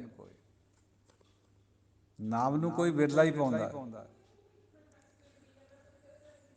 ਇਹ ਪਰਮਾਤਮਾ ਦੀ ਬਖਸ਼ਿਸ਼ ਹੈ, ਆਪਣੇ ਕਰਮਾਂ ਪਰ ਨਹੀਂ ਡਿਪੈਂਡ ਕਰਦਾ ਵੀ ਕੋਈ ਕੋਈ ਕਹੇ ਵੀ ਮੈਂ ਇੰਨਾ ਨਾਮ ਜਪ ਕੇ ਮੈਂ ਰੱਬ ਨੂੰ ਪਾ ਲਾਂਗਾ। ਨੋ ਨੋ ਨੋ, ਇੱਥੇ ਫੇਰ ਦੁਨੀਆ ਦੀ ਜਿਹੜੀ ਸੋਚ ਹੈ ਉਹ ਉਲਟ ਚੱਲਦੀ ਹੈ ਪਰਮਾਤਮਾ ਦੇ ਮਾਰਗ ਤੋਂ। ਉੱਦਮ ਕਰਨਾ ਹੈ, ਪਰ ਇਹ ਨਹੀਂ ਰੱਖਣਾ ਮਨ ਵਿੱਚ ਖਿਆਲ ਵੀ ਹੁਣ ਮੈਂ ਉਹਨੂੰ ਪਾ ਲਾਂਗਾ, ਫੇਰ ਨਹੀਂ ਮਿਲਣਾ ਉਹਨੇ। ਫਿਰ ਤਾਂ ਸਾਡੇ ਹੱਥ 'ਚ ਹੋ ਗਿਆ ਉਹਦਾ ਪਾਉਣਾ। ਉਹ ਤਾਂ ਬਹੁਤ ਵਿਸ਼ਾਲ ਹੈ, ਵੱਡਾ ਹੈ, ਮਹਿਮਤ ਹੈ, ਵਿਸਿਆਰ ਹੈ। ਉਹ ਸਾਡੀ ਕਰਮਾਂ ਦੇ ਉੱਤੇ ਡਿਪੈਂਡ ਨਹੀਂ ਕਰਦਾ, ਹਾਲਾਂਕਿ ਕਰਮ ਕਰਨੇ। ਦੇਖੋ ਫਿਰ ਉਹੀ ਵੀ ਇਨ ਬਿਟਵੀਨ ਮਾਰਗ ਆ ਗਿਆ। ਉੱਧਰ ਨੂੰ ਤੁਰਨਾ ਹੈ, ਬਾਕੀ ਦਾ ਕੰਮ ਤੋਰਨ ਵਾਲੇ ਨੇ ਆਪ ਕਰਨਾ ਹੈ। ਪਾਂਦੀ ਦਾ ਕੰਮ ਤੁਰਨਾ, ਅੱਗੋਂ ਟੋਰਨ ਵਾਲਾ ਜਾਣੇ। ਜੇ ਅਸੀਂ ਉੱਧਰ ਨੂੰ ਚੱਲਾਂਗੇ, ਹੋ ਸਕਦਾ ਸਾਡੇ ਤੇ ਉਹਦੀ ਰਹਿਮਤ ਹੋ ਜੇ, ਉਹਦੀ ਕਿਰਪਾ ਦ੍ਰਿਸ਼ਟੀ ਬਣ ਜੇ, ਪਰ ਇਹ ਅਸੀਂ ਦਾਅਵਾ ਨਹੀਂ ਕਰ ਸਕਦੇ ਵੀ ਅਸੀਂ ਉਹਨੂੰ ਪਾ ਲਾਂਗੇ। ਉਹਨੂੰ ਤਾਂ ਨਮਨ ਕਰਨਾ ਹੀ ਬਣਦਾ ਵੀ ਤੂੰ ਸਭ ਕੁਛ ਹੈ, ਬਖਸ਼ ਦੇ ਬਖਸ਼ ਦੇ ਬਖਸ਼ ਦੇ। ਮੈਂ ਭੁੱਲਣਹਾਰ ਹੈ, ਭੁੱਲਣਹਾਰ ਹੈ, ਭੁੱਲਣਹਾਰ ਹੈ, ਮੈਨੂੰ ਬਖਸ਼ ਬਖਸ਼ ਬਖਸ਼। ਇਹ ਹੈ, ਇਹ ਜਿਹੜੇ 14 ਰਤਨਾਂ ਦੀ ਬਾਤ ਹੋ ਰਹੀ ਹੈ। ਤੋ 14 ਰਤਨ ਐਜ ਸੱਚ ਜਿਹੜੇ ਇਤਿਹਾਸ ਦੇ ਤੌਰ ਤੇ ਆਏ ਹੋਏ ਹੈ, ਉਹ ਮਿਥਿਹਾਸ ਹੈ ਭਾਈ। ਸ਼ੁਭ ਗੁਣ ਹੈ ਜਿਹੜੇ ਅੰਦਰ ਨਾਮ ਦਾ ਪੈਦਾ ਹੋਣਾ, ਉਹੀ ਸਭ ਕੁਛ ਹੈ। ਉਹੀ ਕਾਮਧੇਨ ਹੈ, ਉਹੀ ਪਾਰਜਾਤ ਹੈ, ਉਹੀ ਕਲਪਤਰ ਹੈ, ਉਹੀ ਅੰਮ੍ਰਿਤ ਹੈ। ਸਭ ਕੁਛ ਹਾਥੀ ਦੀ ਪੈੜ 'ਚ ਸਾਰੇ ਜਾਨਵਰਾਂ ਦੀਆਂ ਪੈੜਾਂ ਆ ਜਾਂਦੀਆਂ, ਕਿਉਂਕਿ ਜਿਹੜਾ ਨਾਮ ਹੈ ਉਹ ਸਭ ਕਰਮਾਂ ਤੋਂ ਉੱਪਰ ਹੈ। ਪੁੰਨ ਦਾਨ ਜਪ ਤਪ ਜੇਤੇ ਸਭ ਉੱਪਰ ਨਾਮ। ਬਾਤ ਨਾਮ ਪਰ ਆ ਕੇ ਖਤਮ ਹੁੰਦੀ ਹੈ ਸਾਰੀ। ਜਿਹਦੇ ਅੰਦਰ ਨਾਮ ਪੈਦਾ ਹੋ ਗਿਆ, ਉਹਦੀ ਚਰਨ ਧੂੜ ਗੁਰੂ ਨਾਨਕ ਸਾਹਿਬ ਸਾਰੀ ਸ੍ਰਿਸ਼ਟੀ ਦੇ ਮਾਲਕ ਵੀ ਲੋੜਦੇ ਆ। ਦੇਖੋ ਇਹ ਗੱਲ ਨੂੰ ਵੀ ਸਿੱਖ ਬੁੱਧੀ ਸਮਝਣਾ ਔਖਾ ਲੱਗਦਾ। ਜਦੋਂ ਨਾਨਕ ਆਪਣੇ ਆਪ ਨੂੰ ਨੀਚ ਕਹਿੰਦੇ ਹੈ ਤਾਂ ਸਾਨੂੰ ਲੱਗਦਾ ਵੀ ਉਹ ਨੀਚ ਕਿਵੇਂ ਸੀਗੇ। ਉਹ ਭਾਈ ਉਹ ਆਪਣੇ ਆਪ ਨੂੰ ਕਹਿ ਰਹੇ, ਅਸੀਂ ਨਹੀਂ ਕਹਿਣਾ। ਸਾਡੇ ਵਾਸਤੇ ਤਾਂ ਉਹ ਸਭ ਕੁਛ ਹੈ, ਪਰ ਉਹਨਾਂ ਨੇ ਆਪਣੇ ਆਪ ਨੂੰ ਨਿਰਮਾਣਤਾ 'ਚ ਰੱਖਿਆ। ਲੂਣ ਹਰਾਮੀ ਵੀ ਕਿਹਾ, ਅਕਿਰਤ ਘਣ ਵੀ ਕਿਹਾ, ਪਰ ਘਰ ਜੋਹੰਦਾ ਵੀ ਭਾਈ ਗੁਰਦਾਸ ਜੀ ਨੇ ਕਿਹਾ, ਮੈਂ ਜੁਆਰੀਆਂ ਮੈਂ ਅਕਿਰਤ ਘਣ ਹੈ, ਮੇਰੇ 'ਚ ਬਹੁਤ ਔਗਣ ਹੈ। ਇਹ ਸਿਫਤ ਹੈ ਗੁਰਬਾਣੀ ਦੀ, ਬਈ ਬੰਦੇ ਨੂੰ ਬਿਲਕੁਲ ਹੌਲਾ ਕਰਨਾ ਆਪਣੇ ਅੰਦਰੋਂ। ਮੈਂ ਹਉਮੈ ਦਾ ਕੁਛ ਵੀ ਅੰਸ਼ ਨਾ ਬਾਕੀ ਰਹਿਣ ਦੇਣਾ, ਫਿਰ ਪਰਮਾਤਮਾ ਆਉਂਦਾ। ਹਉਮੈ ਦੇ ਨਾਲ ਸਿੱਧਾ ਹੀ ਵਿਰੋਧ ਹੈ। ਹਉਮੈ ਗਈ, ਉਹ ਅੰਦਰ ਪ੍ਰਗਟ ਹੋ ਗਿਆ। ਹੈ ਤਾਂ ਅੰਦਰੇ ਬੈਠਾ, ਪ੍ਰਗਟ ਨਹੀਂ ਹੈ। ਕੋਈ ਬੰਦਾ ਖਾਲੀ ਨਹੀਂ ਹੈ ਨਾਮ ਤੋਂ, ਪਰ ਪ੍ਰਗਟ ਨਹੀਂ ਹੈ। ਪ੍ਰਗਟ ਹੋਣਾ ਕਿਸੇ ਵਿਧੀ ਨਾਲ, ਗੁਰੂ ਦੁਆਰਾ। ਜਿਹਦੇ ਪ੍ਰਗਟ ਹੋ ਗਿਆ ਉਹਦੀ ਸੋਭਾ ਸਾਰੇ ਜਗਤ ਵਿੱਚ, ਸਾਰੇ ਸੰਸਾਰ ਤਾਂ ਆ ਛੋਟੀ ਗੱਲ ਹੈ, ਜਿਹੜਾ ਹੇਠਾਂ ਆਪਾਂ ਸੰਸਾਰ ਦੇਖਦੇ ਹਾਂ, ਸਾਰੇ ਜਗਤ ਵਿੱਚ ਯੂਨੀਵਰਸ ਵਿੱਚ ਹੁੰਦੀ ਹੈ। ਪੁਰੀਆਂ ਵਿੱਚ ਔਰ ਆਕਾਸ਼ਾਂ ਵਿੱਚ, ਦੇਵਤਿਆਂ ਦੇ ਧਾਮਾਂ 'ਚ, ਸਭ ਜਗ੍ਹਾ ਉਸ ਦੀ ਵਡਿਆਈ ਹੁੰਦੀ ਹੈ ਨਾਮ ਵਾਲੇ ਸ਼ਖਸ ਦੀ। ਔਰ ਸਦੀਆਂ ਤੱਕ ਤਿੰਨੇ ਕਾਲਾਂ 'ਚ ਹੁੰਦੀ ਰਹਿਣੀ ਹੈ। ਨਾਮ ਵਾਲਾ ਬੰਦਾ ਕਦੇ ਵੀ ਹਮੇਸ਼ਾ ਵਾਸਤੇ ਅਮਰ ਹੁੰਦਾ, ਉਹ ਕਦੇ ਵੀ ਮਰਦਾ ਨਹੀਂ ਹੈ। ਆਪ ਜੀ ਖਿਆਲ ਕਰਿਓ, 1704 ਵਿੱਚ ਸਰਹੰਦ ਦੀ ਦੀਵਾਰ ਦੇ ਵਿੱਚ ਦੋ ਪਵਿੱਤਰ ਰੂਹਾਂ ਖੜੀਆਂ, ਹਾਲਾਂਕਿ ਸਾਰਾ ਹੀ ਆਲਾ ਦੁਆਲਾ ਵੈਰੀ ਹੋਇਆ ਹੋਇਆ, ਲੇਕਿਨ ਉਹ ਸਿਦਕ ਦੇ ਪੱਕੇ ਨਾਮ ਨਾਲ ਜੁੜੇ ਹੋਏ, ਭੋਰਾ ਭੈ ਨਹੀਂ ਖਾ ਰਹੇ, ਸ਼ਹੀਦੀ ਦੇਤੀ। ਉਦੋਂ ਤਾਂ ਲੱਗਦਾ ਹੋਊਗਾ ਇਹ ਬੁੱਧੀ ਵਾਲਿਆਂ ਨੂੰ, ਸਾਰਿਆਂ ਲੋਕਾਂ ਨੂੰ, ਲਗਭਗ ਥੋੜ੍ਹਿਆਂ ਜਿਹਾ ਨੂੰ ਛੱਡ ਕੇ, ਵੀ ਲੈ ਕਿਆ ਫਾਇਦਾ ਹੋਇਆ। ਵਿਚਾਰਾਂ ਜੀਆਂ ਕਰਦੇ ਹੁੰਦੇ ਜਿੱਕਣ ਲੋਕ, ਵੀ ਕਹਿ ਦਿੰਦੇ ਅਸੀਂ ਇਸਲਾਮ ਧਾਰਨ ਕਰ ਲੈਂਦੇ, ਜਾਨ ਬਚ ਜਾਣੀ ਸੀ। ਅਸੀਂ ਜਾਨ ਬਚਾਉਣ ਨੂੰ ਬੜਾ ਕਰਦੇ ਹਾਂ। ਮਹਾਂਪੁਰਸ਼ ਜਾਨ ਨੂੰ ਬਹੁਤ ਛੋਟਾ ਸਮਝਦੇ ਆ, ਇਹਨੂੰ ਤਾਂ ਪਹਿਲਾਂ ਤਲੀ ਪਰ ਕੱਢ ਕੇ ਰੱਖ ਲੈਂਦੇ। ਜੋ ਤੋ ਪ੍ਰੇਮ ਖੇਲਣ ਕਾ ਚਾਓ, ਸਿਰ ਤਲ ਤਲੀ ਗਲੀ ਮੇਰੀ ਆਓ। ਜਾਨ ਦੀ ਕੋਈ ਅਹਿਮੀਅਤ ਨਹੀਂ ਹੈ ਦਰਗਾਹ ਵਿੱਚ, ਉੱਥੇ ਨਾਮ ਦੀ ਕੀਮਤ ਹੈ। ਔਰ ਦੇਖ ਲਓ ਕਿੰਨਾ ਚਿਰ ਹੋਇਆ, 1704 ਤੋਂ ਹੁਣ 2022 ਹੈ। ਇੰਨਿਆਂ ਕੁ ਸਾਲਾਂ ਵਿੱਚ ਇੰਨੀ ਉਹਨਾਂ ਦੀ ਜੈ ਜੈਕਾਰ ਹੋ ਰਹੀ ਹੈ। ਔਰ ਆਉਣ ਵਾਲਿਆਂ ਸਮਿਆਂ ਵਿੱਚ, ਹੁਣ ਤੋਂ ਹਜ਼ਾਰਾਂ ਸਾਲਾਂ ਤਾਈਂ ਹੋਰ ਕਿੰਨੀ ਜੈ ਜੈਕਾਰ ਹੋਣੀ ਹੈ। ਇੰਨੇ ਲੋਕ ਨਤਮਸਤਕ ਹੋ ਰਹੇ ਹੈ। ਔਰੰਗਜ਼ੇਬ ਜਿਹਦੇ ਹੁਕਮ ਦੇ ਤਹਿਤ ਇਹ ਸਭ ਕੁਝ ਹੋਇਆ ਸੀ, ਉਹਦੀ ਤਾਂ ਮਜ਼ਾਰ ਦੇ ਉੱਤੇ ਦੀਵੇ 'ਚ ਤੇਲ ਵੀ ਨਹੀਂ ਪੈਂਦਾ। ਲੋਕਾਂ ਤੋਂ ਮੰਗ ਕੇ ਮਜੌਰ ਪੈਸਾ 2 ਪੈਸੇ ਰੁਪਈਏ ਮੰਗ ਕੇ ਤੇਲ ਪਾਉਂਦਾ। ਇੱਥੇ ਟਨਾਂ ਦੇ ਹਿਸਾਬ ਨਾਲ ਦੇਸੀ ਘਿਓ ਰੋਜ਼ ਚੱਲਦਾ, ਜੋਤਾਂ ਵਿੱਚ ਵੀ ਲੰਗਰਾਂ 'ਚ ਵੀ। ਇਹ ਹੈ ਵੀ ਜਿਹੜਾ ਨਾਮ ਵਾਲਾ ਮਹਾਂਪੁਰਸ਼ ਹੁੰਦਾ ਉਹਦੀ ਜੁਗ ਜੁਗ ਸੋਭਾ ਹੁੰਦੀ ਹੈ। ਸਾਡੀ ਜਿਹੜੀ ਮਾਇਓਪਿਕ ਬੁੱਧੀ ਹੈ, ਥੋੜ੍ਹੀ ਦੂਰ ਤਾਈਂ ਦੇਖਣ ਵਾਲੀ ਨਜ਼ਰ ਹੈ, ਉਹ ਸਮਝਦੀ ਹੁੰਦੀ ਹੈ ਵੀ ਨਾ ਕਿਆ ਫਾਇਦਾ ਹੋਇਆ, ਇਹੀ ਜਿਹੀਆਂ ਗੱਲਾਂ ਕਰਦੇ ਉਹਨੇ ਢਿੱਲੀਆਂ। ਇੱਕ ਵਾਰੀ 6ਵੇਂ ਪਾਤਸ਼ਾਹ ਨੂੰ ਵੀ ਇਹੀ ਜਿਹੀ ਢਿੱਲੀਆਂ ਗੱਲਾਂ ਕਰੀਆਂ ਸੀ ਕੁਛ ਗੁਰਸਿੱਖਾਂ ਨੇ, ਵੀ ਦੇ ਦਿਓ ਜੀ ਬਾਜ ਲਾਹੌਰ ਵਾਲਿਆਂ ਦਾ, ਉਹ ਗੇਰ ਲਿਆ ਆਪਣੇ ਬਾਜ ਨੇ, ਉਹ ਗੁੱਸਾ ਕਰੂਗਾ, ਫੌਜਾਂ ਚੜ੍ਹਾ ਕੇ ਆਊਗਾ। ਤੋ ਚੜ੍ਹਦੀ ਕਲਾ ਦੇਖੋ 6ਵੇਂ ਪਾਤਸ਼ਾਹ ਦੀ, ਇਤਿਹਾਸ ਵਿੱਚ ਜ਼ਿਕਰ ਹੈ, ਕਹਿੰਦੇ ਉਹ ਫਰਮਾ ਰਹੇ ਆ ਵੀ ਬਾਜ ਨਹੀਂ ਅਬ ਇਨ ਤੇ ਦੇਣਾ, ਤਾਜ ਬਾਜ ਇਨ ਤੇ ਸਭ ਲੈਣਾ। ਹੁਣ ਤਾਂ ਅਸੀਂ ਇਹਨਾਂ ਦਾ ਤਾਜ ਵੀ ਖੋਣਾ, ਤੁਸੀਂ ਬਾਜ ਦੀ ਗੱਲ ਕਰਦੇ। ਸਵੈਮਾਨ, ਆਪਣੀ ਅਣਖ, ਇੰਟੈਗਰਿਟੀ ਉਹ ਰੱਖਣੀ ਹੈ, ਉਹ ਗੁਰਮਤ ਵਿੱਚ ਹੈਗੀ ਹੈ, ਉਹ ਸਾਡਾ ਮੇਨ ਅੰਗ ਹੈ। ਦੇਖੋ ਸਾਧ ਸੰਗਤ ਜੀ, ਜਿੱਥੇ ਸਾਰੇ ਗੁਰੂ ਗ੍ਰੰਥ ਸਾਹਿਬ ਜੀ ਦੇ ਵਿੱਚ ਝੁਕਣ ਦੀ ਬਾਤ ਆ ਰਹੀ ਹੈ ਵੀ ਨੀਵੇਂ ਹੋ ਜਾਓ, ਨੀਵੇਂ ਹੋ ਜਾਓ, ਸਿਰਫ 2 ਮਹਾਂਵਾਕ ਐਸੇ ਹਨ ਜਿਨ੍ਹਾਂ ਵਿੱਚ ਇੰਨਾ ਕੁ ਜ਼ਿਕਰ ਕਰਿਆ ਵੀ ਭੈ ਕਾਹੂ ਕੋ ਦੇਤ ਨੈ, ਨਹਿ ਭੈ ਮਾਨਤ ਆਨ, ਨਾ ਭੈ ਦਓ ਨਾ ਸਹੋ। ਇੱਥੇ ਵੀ ਕੋਈ ਆਏਂ ਨਹੀਂ ਕਿਹਾ ਹੋਇਆ ਵੀ ਹਥਿਆਰ ਚੱਕ ਲਓ। ਇੱਕ ਕਬੀਰ ਜੀ ਦਾ ਸ਼ਬਦ ਇਸ ਤਰ੍ਹਾਂ ਦਾ ਹੀ ਆਉਂਦਾ। ਬਾਕੀ ਸਾਰੀ ਬਾਣੀ ਦੇ ਵਿੱਚ ਨੀਵੇਂ ਹੋਣ ਦਾ ਉਪਦੇਸ਼ ਹੈ, ਲੇਕਿਨ ਇਹਦੀ ਐਪਲੀਕੇਸ਼ਨ ਗੁਰੂ ਸਾਹਿਬ ਨੇ ਕਰਕੇ ਦਿਖਾਈ ਹੈ ਖੁਦ। ਤਕਰੀਬਨ 6ਵੇਂ ਪਾਤਸ਼ਾਹ ਦੀ ਵੀ ਔਰ 10ਵੇਂ ਪਾਤਸ਼ਾਹ ਦੀ ਸਾਰੀ ਉਮਰ ਜੰਗਾਂ ਯੁੱਧਾਂ 'ਚ ਗੁਜ਼ਰੀ ਹੈ। ਉਹ ਜਿਹੜਾ ਸਵੈਮਾਨ ਹੈ ਵੀ ਨਾ ਕਿਸੇ ਨੂੰ ਭੈ ਦੇਣੀ ਹੈ, ਨਾ ਸਹਿਣੀ ਹੈ ਕਿਸੇ ਦੀ, ਨਾ ਸਹਿਣੇ ਵਿੱਚ ਆਇਆ ਉਹ ਸਾਰਾ ਕੁਛ। ਮੁਗਲ ਜ਼ੋਰ ਲਾ ਰਹੇ ਸੀ ਵੀ ਇਹ ਛੋਟਾ ਜਿਹਾ ਇੱਕ ਘਰ ਹੈ, ਫਕੀਰੀ ਦਾ ਘਰ ਕਹਿੰਦੇ ਸੀਗੇ, ਵੀ ਇਹ ਸਾਡੇ ਮੂਹਰੇ ਅੜਦੇ, ਅਸੀਂ ਆਪਦੀ ਸਲਤਨਤ ਦਿੱਲੀ ਦੀ ਆਹ ਦੇਖ ਲਓ ਮਲੀਆ ਮੇਟ ਕਰਕੇ ਰੱਖ ਦਿੱਤੀ। ਉਹ ਕਿੱਥੇ ਗਏ ਦਿੱਲੀ 'ਤੇ ਰਾਜ ਕਰਨ ਵਾਲੇ, ਅਤੇ ਗੁਰੂ ਸਾਹਿਬਾਨਾਂ ਦੀ ਰੋਜ਼ ਜੈ ਜੈਕਾਰ ਹੁੰਦੀ ਹੈ। ਇਹ ਜਿਹੜਾ ਮਾਰਗ ਹੈ ਗੁਰਮਤ ਦਾ, ਡਿਵਿਨਿਟੀ ਦਾ, ਇਹਨੂੰ ਸਮਝਣਾ ਬਹੁਤ ਮੁਸ਼ਕਿਲ ਹੈ। ਸਿੱਖ ਨਹੀਂ ਸਮਝ ਸਕਦੇ, ਬਾਕੀ ਗੈਰ ਸਿੱਖਾਂ ਨੇ ਕਿਆ ਸਮਝਣਾ ਇਹਨੂੰ। ਉਹ ਤਾਂ ਡੁਐਲਟੀ ਜੁੜੇ ਹੋਏ ਹੈ, ਇੱਕ ਤੋਂ ਬਹੁਤਿਆਂ ਨਾਲ ਜੁੜੇ ਹੋਏ ਹੈ, ਬਹੁਤਿਆਂ ਦੇ ਜੁੜਨੇ ਵਾਲੇ ਨਾਲ ਇਹ ਅੰਦਰ ਚੀਜ਼ ਪ੍ਰਗਟ ਨਹੀਂ ਹੁੰਦੀ ਹੈ। ਇਹ ਤਾਂ ਏਕੇ ਦੇ ਅੰਦਰ ਪ੍ਰਗਟ ਹੋਣੀ, ਜਿਹਦੇ ਅੰਦਰ ਏਕਾ ਬਣ ਗਿਆ। ਤੋ ਸਿੱਖ ਜਗਤ ਨੂੰ ਵੀ ਅਪੀਲ ਹੈ, ਬੜਾ ਮਨ ਦੁਖਦਾ ਜਦੋਂ ਮੜੀਆਂ ਦੇ ਉੱਤੇ ਫਿਰਦੇ ਹੁੰਦੇ ਦੀਵੇ ਬਾਲਦੇ, ਔਰ ਸਮਾਧਾਂ ਦੇ ਉੱਤੇ ਦੁੱਧ ਨਾਲ ਨਲਾਉਂਦੇ ਫਿਰਦੇ ਹੁੰਦੇ ਸਮਾਧਾਂ ਨੂੰ, ਜੋਤਸ਼ੀਆਂ ਦੇ ਨਗ ਪਾਉਣੇ, ਹੋਰ ਪਤਾ ਨਹੀਂ ਕਿਆ ਕਿਆ ਕਰਦੇ। ਬਹੁਤ ਅਗਿਆਨਤਾ, ਮਿੱਟੀਆਂ ਹੀ ਕੱਢੀ ਜਾਂਦੇ ਟੋਭਿਆਂ ਦੀਆਂ, ਉਹਨੂੰ ਪਵਿੱਤਰ ਕਰਮ ਸਮਝਦੇ। ਸਿੱਖੀ ਵਿੱਚ ਇਹ ਕਰਮ ਨਹੀਂ ਹੈ ਭਾਈ। ਟੋਭਾ ਉਂਝ ਪੱਟਣਾ ਉਹਨਾਂ ਦਿਨਾਂ ਵਿੱਚ ਵੀ ਚਲੋ ਲੋੜ ਹੁੰਦੀ ਸੀ, ਪਾਣੀ ਦੇ ਸੋਮੇ ਹੁੰਦੇ ਸੀਗੇ, ਉਹ ਪਵਿੱਤਰ ਪਾਣੀ ਹੁੰਦਾ ਸੀ ਉਹਨਾਂ ਦਿਨਾਂ 'ਚ, ਬੜਾ ਸਾਫ਼, ਪੀਂਦੇ ਵੀ ਸੀ ਲੋਕ ਉਹਨਾਂ ਨੂੰ, ਪਾਣੀ ਨੂੰ, ਉਹਨਾਂ ਸਰੋਵਰਾਂ ਤੋਂ ਜਾਂ ਟੋਭਿਆਂ ਤੋਂ। ਪਰ ਹੁਣ ਤਾਂ ਉਹਨਾਂ ਦੀ ਕੋਈ ਅਹਿਮੀਅਤ ਨਹੀਂ ਹੈ। ਹੁਣ ਜਾ ਕੇ ਮਿੱਟੀਆਂ ਕੱਢਣੀਆਂ, ਇਹ ਇੱਕ ਨਿਰਾਰਥਕ ਕਰਮ ਹੈ ਸਿੱਖ ਵਾਸਤੇ, ਨਹੀਂ ਕਰਨਾ ਚਾਹੀਦਾ। ਇਹ ਕਿਸੇ ਵਿਸ਼ਵਾਸ ਦੇ ਤਹਿਤ ਕਰਿਆ ਜਾ ਰਿਹਾ, ਉਹ ਵਿਸ਼ਵਾਸ ਹੈ ਜਿਹੜਾ ਉਹ ਅੰਧ ਵਿਸ਼ਵਾਸ ਹੈ। ਤੋ ਗੁਰੂ ਸਾਹਿਬ ਦਾ ਅਨੁਸਰਨ ਕਰੀਏ, ਗੁਰਬਾਣੀ ਨੂੰ ਮੰਨੀਏ, ਕੇਵਲ ਪਾਠਾਂ ਤੱਕ ਨਾ ਸੀਮਿਤ ਰਹੀਏ ਵੀ ਪਾਠ ਕਰਵਾ ਲਿਆ ਕਿਸੇ ਤੋਂ, ਬਸ ਆਪਣੇ ਆਪ 'ਚ ਸੋ ਕਾਲਡ ਪੁੰਨਦਾਨ ਕਰਤਾ ਵੀ ਹੁਣ ਅਸੀਂ ਠੀਕ ਹੋ ਗਏ। ਇੱਕਣ ਦੀ ਗੱਲ ਗੁਰਬਾਣੀ ਨੇ ਨਹੀਂ ਪਾਈ ਹੋਈ। ਸੁਣੋ ਗੁਰਬਾਣੀ ਕਿਆ ਕਹਿੰਦੀ ਹੈ, ਇੱਕ ਅੱਖਰ ਵੀ ਸੁਣ ਲਓ ਜ਼ਿੰਦਗੀ ਬਦਲ ਜਾਂਦੀ ਹੈ। ਇੱਕ ਓਂਕਾਰ ਹੀ ਸਮਝ ਲਈਏ, ਬਾਕੀ ਸਾਰਾ ਕੁਝ ਹਾਥੀ ਦੀ ਪੈੜ 'ਚ ਆਪੇ ਆ ਜਾਣਾ। ਜਿਹਨੂੰ ਏਕ ਓਂਕਾਰ ਦਾ ਏਕਾ ਸਮਝ ਆ ਗਿਆ, ਉਹਨੂੰ ਊੜਾ ਵੀ ਸਮਝ ਆ ਜਾਣਾ ਖੁੱਲ੍ਹਾ, ਅਤੇ ਉਹਨੂੰ ਸਾਰੇ ਜਗਤ ਦੀ ਸੋਝੀ ਹੋ ਜਾਣੀ।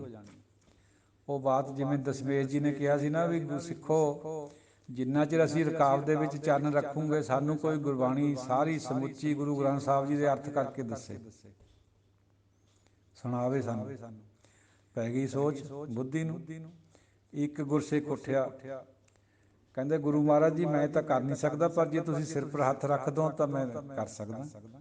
ਅਰਥ ਸਾਰੇ ਕਰ ਦਿੰਦਾ ਹੁਣੇ ਚਰਨ ਵਿੱਚ, ਜਿੰਨਾ ਚਿਰ ਚਰਨ ਰੱਖਣਾ ਤੁਸੀਂ ਰਕਾਬ 'ਚ। ਕਿੰਨਾ ਕੁ ਚਿਰ ਲੱਗਦਾ, 2-4 ਸਕਿੰਟ ਲੱਗਦੇ। ਬਾਕੀ ਸਿੱਖ ਵੀ ਹੈਰਾਨ ਹੈ ਵੀ ਇਹ ਕਿਆ ਕਹਿ ਰਿਹਾ। ਗੁਰੂ ਸਾਹਿਬ ਨੇ ਥਾਪੜਾ ਦਿੱਤਾ, ਉੱਧਰ ਚੰਨ ਪਾਇਆ, ਉਹ ਕਹਿੰਦਾ ਜੀ ਇੱਕ ਓਂਕਾਰ ਸਤਿਗੁਰ ਪ੍ਰਸਾਦ। ਚਲ ਹੋ ਗਏ ਅਰਥ ਸਾਰੇ ਗੁਰਬਾਣੀ ਦੇ। ਇਹ ਹੈ ਚੀਜ਼ ਸਮਝਣ ਵਾਲੀ ਗੁਰਬਾਣੀ ਦਾ ਨੁਕਤਾ। ਜਿਹਨੂੰ ਏਕੇ ਦੀ ਸਮਝ ਆ ਗਈ, ਉਹਨੂੰ ਸਾਰੀ ਬਾਣੀ ਸਮਝ ਆ ਗਈ। ਨਹੀਂ, ਬਿਲਕੁਲ ਸਮਝ ਨਹੀਂ ਆਉਂਦੀ ਹੈ, ਜੋ ਮਰਜ਼ੀ ਕਰੀ ਜਾਓ।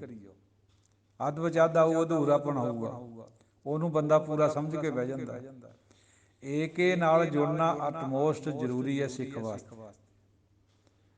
ਕਿੱਕਣ ਮਨ ਜਾਂਦਾ ਸਿੱਖ ਦਾ, ਗਾਤਰਾ ਪਾਇਆ ਹੋਇਆ, ਅੰਮ੍ਰਿਤਧਾਰੀ ਹੁੰਦੇ ਹੋਏ ਕਿਸੇ ਦੇਵੀ ਦੀ ਯਾਤਰਾ ਨੂੰ ਜਾ ਰਹੇ ਹਾਂ, ਕਿਸੇ ਟੋਭੇ ਦੀ ਯਾਤਰਾ ਨੂੰ ਜਾ ਰਹੇ ਹਾਂ, ਨਗ ਪਾਏ ਜਾ ਰਹੇ ਹਾਂ, ਝੁੰਡਾਂ 'ਚ ਦੁੱਧ ਪਾਇਆ ਜਾ ਰਿਹਾ, ਬਹੁਤ ਕੁਕਰਮ ਕਰ ਰਹੇ ਹਾਂ। ਕੁਬੁੱਧ ਹੈ ਇਹ ਸਾਰੀ, ਉਹ ਕੁਬੁੱਧ ਜਾਏ ਤਹਾਂ ਤੇ ਧਰਮ ਚਲਾਏ, ਕੁਬੁੱਧ ਕਰਨ ਤੇ ਲੋਕ ਹਟਾਏ। 10ਵੇਂ ਪਾਤਸ਼ਾਹ ਨੇ ਇਹ ਵਚਨ ਲਿਖੇ ਹੈ ਵੀ ਮੈਨੂੰ ਪਰਮਾਤਮਾ ਨੇ ਹੁਕਮ ਕਰਿਆ ਵੀ ਇਹਨਾਂ ਨੂੰ ਕੁਬੁੱਧ ਕਰਨ ਤੇ ਹਟਾਓ। ਹੁਣ ਵੀ ਉਕਣੇ ਕਰ ਰਹੇ। ਇਹ ਬੁਰੇ ਕਰਮ ਹੈ, ਸਿੱਖ ਵਾਸਤੇ ਨਹੀਂ ਹੈ। ਹੋਰ ਕੋਈ ਕਰਦਾ ਉਹ ਕਰਦਾ ਰਹੇ, ਮੁਬਾਰਕ ਹੈ। ਕੋਈ ਹਨੇਰੇ 'ਚ ਰਹਿਣਾ ਚਾਹੁੰਦਾ ਉਹਨੂੰ ਕੋਈ ਜ਼ਬਰਦਸਤੀ ਤਾਂ ਨਹੀਂ ਵੀ ਆਪਾਂ ਨੇ ਉਹਨੂੰ ਬਾਹਰੇ ਕੱਢਣਾ, ਚਾਨਣੇ 'ਚ ਲਿਆਉਣਾ। ਸਮਝਾ ਸਕਦੇ ਹਾਂ, ਅਗਰ ਆਉਣਾ ਚਾਹੁੰਦਾ ਤਾਂ ਆ ਜਾਵੇ, ਨਹੀਂ ਹਨੇਰੇ 'ਚ ਰਹਿਣਾ ਤਾਂ ਪਿਆ ਰਹੇ। ਇਹ ਹੈ ਏਕਾ, ਵਨਨੈਸ, ਇਹਦੀ ਲੋੜ ਹੈ। ਤੋ ਸਾਧ ਸੰਗਤ ਜੀਓ, ਇਹ ਜਿਹੜੇ 14 ਰਤਨ ਹੈ ਇਹ ਨਾਮ ਹੈ, ਨਾਮ ਦੀ ਐਪਲੀਕੇਸ਼ਨ ਹੈ। ਨਾਮ ਦੇ ਵਿੱਚੋਂ ਸੱਚ ਪ੍ਰਗਟ ਹੋਣਾ, ਨਾਮ ਦੇ ਵਿੱਚੋਂ ਲੋਕਾਂ ਦੀ ਸੇਵਾ ਨਿਕਲਣੀ, ਨਾਮ ਦੇ ਵਿੱਚੋਂ ਨੀਵਾਂ ਹੋਣਾ, ਚਾਰਨੀ ਹੱਥ ਲਾਉਣੇ, ਨਾਮ ਦੇ ਵਿੱਚੋਂ ਹੀ ਫਤਿਹ ਗਜਾਉਣੀ, ਨਾਮ ਦੇ ਵਿੱਚੋਂ ਹੀ ਖੰਡਾ ਖੜਕਾਉਣਾ, ਜੇ ਨਹੀਂ ਹਟਦਾ ਫਿਰ ਕੋਈ ਬੰਦਾ ਉਹਨੂੰ ਸੁਧਾਰਨਾ। ਇਹ ਸਭ ਕੁਝ ਨਾਮ ਦੇ ਵਿੱਚੋਂ ਨਿਕਲ ਰਿਹਾ। ਨਾਮ ਦੇ ਦੋਏ ਪਾਸੇ ਹੈ, ਨੀਵਾਂ ਹੋਣਾ ਵੀ ਸਿਰੇ ਦਾ ਤੇ ਹਥਿਆਰ ਚੱਕਣਾ ਵੀ। ਇਹ ਡਿਵਿਨਿਟੀ ਦੇ ਦੋਹੇ ਪੱਖ ਹੈ। ਆਪਾਂ ਦੇ ਮਨ 'ਚ ਇੱਕ ਗੱਲ ਬੈਠੀ ਹੋਈ ਹੈ ਵੀ ਬਾਜੀ ਸੰਤਗਿਰੀ ਤਾਂ ਨੀਵਾਂ ਹੋਣ ਦਾ ਨਾਮ ਹੈ। ਉਹ ਭਾਈ ਨੀਵਾਂ ਹੋਣਾ ਚੰਗੀ ਗੱਲ ਹੈ, ਪਰ ਨਾਲ ਇਹ ਵੀ ਕਿਹਾ ਗਿਆ ਵੀ ਜੇ ਕੋਈ ਹਟਦਾ ਹੀ ਨਹੀਂ ਹੈ, ਜ਼ਬਰਦਸਤੀ ਕਰ ਰਿਹਾ ਹੈ, ਤਾਂ ਉਹਦਾ ਮੂੰਹ ਤੋੜਨਾ ਸਿੱਖ ਦਾ ਫਰਜ਼ ਬਣਦਾ। ਇਹ ਸ੍ਰੀ ਸਾਹਿਬ ਤਾਂ ਹੀ ਪਵਾਈ ਹੋਈ ਹੈ, ਇਹ ਦਿਖਾਵੇ ਮਾਤਰ ਨਹੀਂ ਹੈ ਸ੍ਰੀ ਸਾਹਿਬ, ਇਹਦਾ ਮਤਲਬ ਹੈ ਪਾਉਣ ਦਾ। ਆਤਮ ਬਲ ਦਿੰਦੀ ਹੈ ਸਾਨੂੰ, ਜੇ ਕੋਈ ਹਟਦਾ ਨਹੀਂ ਫਿਰ ਉਹਨੂੰ ਹਟਾਉਣਾ ਪੈਂਦਾ। ਹਟਾਉਣਾ ਚਾਹੀਦਾ ਵੀ ਹੈ, ਇਹ ਸਿੱਖੀ ਹੈ, ਇਹ ਵਨਨੈਸ ਹੈ। ਡੁਐਲਿਟੀ ਵਾਲਾ ਬੰਦਾ ਇੱਦਾਂ ਨਹੀਂ ਕਰ ਸਕਦਾ, ਉਹ ਤਾਂ ਲੰਬਾ ਪੈ ਜੂ। ਮਹਾਰਾਣਾ ਪ੍ਰਤਾਪ ਦੇ ਗੁਣ ਕਾਹਤੇ ਗਾਏ ਜਾਂਦੇ, ਉਹਨੇ ਇਹ ਕੰਮ ਕਰਿਆ। ਨਹੀਂ ਈਨ ਮੰਨੀ ਰਾਜਿਆਂ ਦੀ, ਰਾਜਾ ਮਾਨ ਸਿੰਘ ਨੂੰ ਕੋਈ ਪੁੱਛਦਾ ਨਹੀਂ ਹੈ ਜਿਹਨੇ ਆਪਣੀਆਂ ਰਿਸ਼ਤੇਦਾਰੀਆਂ ਗੰਢ ਲਈਆਂ ਮੁਗਲਾਂ ਨਾਲ। ਪਹਾੜੀ ਰਾਜੇ ਵੀ ਇਹੀ ਕੁਛ ਕਰ ਰਹੇ ਸੀਗੇ। ਗੁਰੂ ਸਾਹਿਬ ਨੇ ਉਹਨਾਂ ਨੂੰ ਸੰਦੇਸ਼ਾ ਦਿੱਤਾ ਸੀ ਵੀ ਆ ਜਾਓ, ਬਲ ਨੂੰ ਆਪਣੇ ਨੂੰ ਵਧਾਓ, ਆਤਮਾ ਨੂੰ ਕਰੋ ਤਕੜੀ, ਕਿਉਂ ਲੰਬੇ ਪੈਨੇ ਉਹਦੇ ਮੂਹਰੇ, ਖੜੋ। ਪਰ ਉਹ ਬੁਜ਼ਦਿਲ ਸੇ, ਉਹ ਆਪਣੇ ਆਪ ਨੂੰ ਉਂਝ ਬੜਾ ਸਮਝਦੇ ਸੀਗੇ, ਹਉਮੈ ਕਰਕੇ ਵੀ ਅਸੀਂ ਰਾਜੇ ਰਾਣੇ, ਅਸੀਂ ਗਰੀਬਾਂ ਨਾਲ ਬਹਿ ਕੇ ਅੰਮ੍ਰਿਤ ਕਿਵੇਂ ਛਕੀਏ। ਇਹ ਸੀਗੀ ਹਉਮੈ ਦੀ ਸਿਖਰ। ਔਰ ਗੁਰੂ ਸਾਹਿਬ ਨੇ ਉਹਨਾਂ ਨੂੰ ਇਹ ਸਰਦਾਰੀ ਬਖਸ਼ੀ ਜਿਨ੍ਹਾਂ ਨੂੰ ਉਹ ਛੋਟਾ ਸਮਝਦੇ ਸੀਗੇ। ਚਿੜੀਆਂ ਤੇ ਬਾਜ ਤੜਾ ਕੇ ਰੱਖ ਦਿੱਤੇ। ਪਹਾੜੀ ਰਾਜਿਆਂ ਦੀ ਕੋਈ ਗਤੀ ਨਹੀਂ ਗੁਰੂ ਸਾਹਿਬ ਦੇ ਅੱਗੇ ਚੱਲੀ। ਕਿੰਨੇ ਵਾਰ ਯੁੱਧ ਕਰਿਆ ਉਹਨਾਂ ਨੇ, ਸਭ ਵਾਰੀ ਉਹਨਾਂ ਦੀ ਹਾਰ ਹੋਈ। ਪਹਿਲਾਂ ਭੰਗਾਣੀ ਦਾ ਯੁੱਧ ਤੋਂ ਸ਼ੁਰੂ ਹੋ ਗਿਆ ਸੀ ਇਹ ਸਾਰਾ ਕੰਮ। ਇਹ ਹੈ ਵਨਨੈਸ ਦੀ ਜਿਹੜੀ ਸ਼ਕਤੀ ਹੈ। ਜੇ ਵਨਨੈਸ ਹੋ ਜੇ ਕਿਸੇ ਨੂੰ, ਨਾਮ ਪ੍ਰਗਟ ਹੋ ਜੇ, ਸਾਰੀ ਸ੍ਰਿਸ਼ਟੀ ਉਹਦੇ ਚਰਨਾਂ ਵਿੱਚ ਆਊਗੀ। ਜਿਨ ਕੋ ਆਪ ਦੇ ਵਡਿਆਈ, ਜਗਤ ਵੀ ਆਪੇ ਆਣ ਤਿਨ ਕੋ ਪੈਰੀ ਪਾਏ। ਡਰੀਏ ਤਾਂ ਜੇ ਕਿਛ ਆਪ ਤੋਂ ਕੀਚੈ, ਸਭ ਕਰਤਾ ਆਪਣੀ ਕਲਾ ਵਧਾਏ।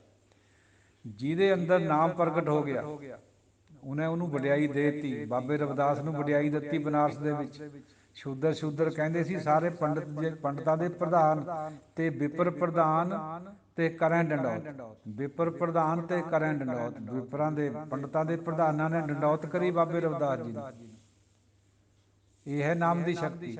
ਉਹ ਜੇ ਤਾਂ ਬੰਦੇ ਦੇ ਆਪਣੇ ਅੰਦਰ ਖਾਹਿਸ਼ ਹੋਵੇ ਵੀ ਲੋਕ ਮੇਰੇ ਚਰਨਾਂ ਨੂੰ ਪਵੇਂ, ਫਿਰ ਤਾਂ ਉਹ ਹਉਮੈ ਦਾ ਰੂਪ ਹੈ, ਉਹ ਤਾਂ ਨਾਮ ਦੇ ਨੇੜੇ ਵੀ ਨਹੀਂ ਹੈ। ਜਿਹਦੀ ਖਾਹਿਸ਼ ਮਿਟ ਗਈ ਉਹ ਫਿਰ ਵੀ ਜਗਤ ਨੂੰ ਉਹਦੇ ਪੈਰਾਂ 'ਚ ਪਾਉਣਾ ਹੀ ਪਾਉਣਾ ਰੱਬ ਨੇ। ਉਹਦੀ ਕਲਾ ਹੈ, ਉਹਨੇ ਆਪਣੇ ਆਪ ਦਾ ਨਾਮ ਹੈ ਜਿਹੜਾ ਉਹਨੂੰ ਉੱਚਾ ਕਰਨਾ ਭਗਤ ਦੇ ਰਾਹੀਂ। ਤੋ ਸਾਧ ਸੰਗਤ ਜੀ ਚਲੋ ਕਾਫੀ ਵਿਚਾਰਾਂ ਹੋ ਗਈਆਂ, ਟਾਈਮ ਵੀ ਖਾਸਾ ਹੋ ਗਿਆ। ਤੋ ਸਮੁੰਦਰ ਖਾਰਾ ਮਿਨਰਲਸ ਕਰਕੇ ਹੈ, ਖਣਜ ਪਦਾਰਥਾਂ ਕਰਕੇ, ਨਾ ਕਿ ਕਿਸੇ ਹੋਰ ਵਜ੍ਹਾ ਕਰਕੇ ਹੈ। ਇਹ ਸਭ ਚੀਜ਼ਾਂ ਦਾ ਗੁਰਬਾਣੀ ਵਿੱਚ ਹਵਾਲੇ ਦੇ ਕੇ ਖੰਡਨ ਕਰੇ ਹੋਏ ਹੈ। ਤੋ ਭਗਤ ਜੀ ਸਮਝਾਉਂਦੇ, ਪੁਰਬਲੋ ਕਿਰਤ ਕਰਮ ਨਾ ਮਿਟੈ ਰੀ, ਘਰ ਗਹਿਣ ਤਾਂ ਚੇ ਮੋਹੇ ਜਾਪੀਐਲੇ, ਰਾਮ ਚੇ ਨਾਮ। ਇਹ ਸੁੰਦਰ ਮੇਰੀ ਤਰੀਮਤ, ਪੁਰਬਲਾ ਕਰਮ ਮਿਟਦਾ ਨਹੀਂ ਹੈ। ਘਰ ਗਹਿਣ, ਇਹ ਘਰ ਦੀ ਗ੍ਰਹਿਣੀ, ਇਹ ਕਰਮ ਮਿਟਦਾ ਨਹੀਂ। ਇਸੀ ਕਰਕੇ ਮੈਂ ਰਾਮ ਦਾ ਨਾਮ ਜਪਦਾ, ਇਹ ਮਿਟ ਜੇ। ਕਿਉਂਕਿ ਗੁਰ ਕਾ ਸ਼ਬਦ ਘੱਟ ਹੈ, ਕੋਟ ਕਰਮ। ਕੋਈ ਅਪਸ਼ਬਦ ਦੀ ਖਿਮਾ ਦਿਓ ਸੀਸਾਂ। ਕਿਉਂਕਿ ਸਾਧ ਸੰਗਤ ਜੀ, ਉਹ ਜਿਹੜੀ ਸੰਗਤ ਹੈ ਉਹ ਸੀਸ ਬਖਸ਼ੀਸ਼ ਦੀ ਦਾਤੀ ਹੈ। ਗੁਰਬਾਣੀ ਮੰਨਦੀ ਹੈ ਇਸ ਗੱਲ ਨੂੰ। ਮੰਨਦੀ ਕਿਹਾ ਪ੍ਰੋੜ ਤਾਂ ਬਹੁਤ ਜ਼ੋਰ ਸ਼ੋਰ ਨਾਲ ਕਰਦੀ ਹੈ ਵੀ ਸੰਗਤ ਵਿੱਚ ਹੀ ਰੱਬ ਦਾ ਵਾਸ ਹੈ। ਮਿਲ ਸਤ ਸੰਗਤ ਖੋਜ ਦਸਾਈ ਵਿੱਚ ਸੰਗਤ ਹਰ ਪ੍ਰਭ ਵਸੈ ਜੀਓ। ਤੋ ਆਪ ਜੀ ਤੋਂ ਪਰਮਾਤਮਾ ਦਾ ਰੂਪ ਹੈ। ਬਖਸ਼ ਦਿਓ, ਕੋਈ ਅਪਸ਼ਬਦ ਤਾਂ ਨਿਕਲ ਜਾਂਦਾ ਕਈ ਵਾਰ ਬੰਦੇ ਤੋਂ ਬੋਲਦਿਆਂ, ਕਿਉਂਕਿ ਬੰਦਾ ਭੁੱਲਣਹਾਰ ਜੋ ਹੋਇਆ। ਵਾਹਿਗੁਰੂ ਜੀ ਕਾ ਖਾਲਸਾ, ਵਾਹਿਗੁਰੂ ਜੀ ਕੀ ਫਤਿਹ। ਸਾਧ ਸੰਗਤ ਜੀਓ, ਕਿਸੇ ਲੋਕਲ ਗੁਰਸਿੱਖ ਨੇ ਹੁਣੇ ਸਵਾਲ ਕਰਿਆ ਵੀ ਕਿਆ ਪਾਰਜਾਤ ਔਰ ਕਲਪਤਰ ਦੋਨੋਂ ਅਲੱਗ-ਅਲੱਗ ਹੈ ਜਾਂ ਇੱਕ ਹੈ। ਸਵਾਲ ਦਿਲਚਸਪ ਹੈ। ਵੈਸੇ ਦੇਖੋ, ਜਿਹੜੀ ਸਾਡਾ ਪੁਰਾਣੀਆਂ ਲਿਖਤਾਂ ਉਹਦੇ ਵਿੱਚ 5 ਕਿਸਮ ਦਾ ਕਲਪਤਰ ਬਿਰਛ ਲਿਖਿਆ ਗਿਆ। ਇੱਕ ਤਾਂ ਹੁੰਦਾ ਸੰਤਨਾ, ਇੱਕ ਹੁੰਦਾ ਹਰੀ ਚੰਦਾਨਾ, ਇੱਕ ਹੁੰਦਾ ਕਲਪਤਰ, ਇੱਕ ਹੁੰਦਾ ਪਾਰਜਾਤ। ਇਹ ਸਾਰੇ ਅਲੱਗ-ਅਲੱਗ ਵੀ ਹੈ, ਇੱਕ ਵੀ ਹੈ, ਉਹਦੀਆਂ ਕਿਸਮਾਂ ਇਹ। ਅਤੇ ਇੱਕ ਹੁੰਦਾ ਮੰਦਨਾ, ਸੰਤਨਾ, ਹਰੀ ਚੰਦਾਨਾ, ਪਾਰਜਾਤ, ਕਲਪਤਰ। ਜਦੋਂ ਮੰਥਨ ਹੋਇਆ ਉਹਦੇ ਵਿੱਚੋਂ ਦੋ ਨਿਕਲੇ ਹੈ, ਕਲਪਤਰ ਵੀ ਪਾਰਜਾਤ ਵੀ। ਇਹ ਕਿਸਮਾਂ ਹੀ ਆ ਉਹਦੀਆਂ, ਹਾਲਾਂਕਿ 5 ਕਿਸਮਾਂ ਮੰਨੀਆਂ ਜਾਂਦੀਆਂ। ਇਹ ਐਕੈਡੈਮਿਕ ਇੰਟਰਸਟ ਦਾ ਕੁਐਸਚਨ ਹੈ, ਜਿਹੜਿਆਂ ਨੂੰ ਗੁਰਸਿੱਖਾਂ ਨੇ ਖੋਜ ਕਰਨੀ ਹੁੰਦੀ ਹੈ। ਵੈਸੇ ਇਹਦਾ ਕੋਈ ਗੁਰਬਾਣੀ ਨਾਲ ਜਾਂ ਅਧਿਆਤਮਿਕ ਜੀਵਨ ਨਾਲ ਤਾਂ ਕੋਈ ਤਾਲੁਕ ਨਹੀਂ ਹੈ, ਸਿਰਫ ਐਕੈਡੈਮਿਕ ਇੰਟਰਸਟ ਹੈ, ਗਿਆਨ ਦੇ ਖਾਤਰ। ਸਾਡੇ ਵਾਸਤੇ ਨਾਮ ਹੀ ਪਾਰਜਾਤ ਹੈ, ਨਾਮ ਹੀ ਕਲਪਤਰ ਹੈ, ਨਾਮ ਹੀ ਮੰਦਨਾ, ਨਾਮ ਹੀ ਸੰਤਨਾ, ਨਾਮ ਹੀ ਹਰੀ ਚੰਦਾਨਾ।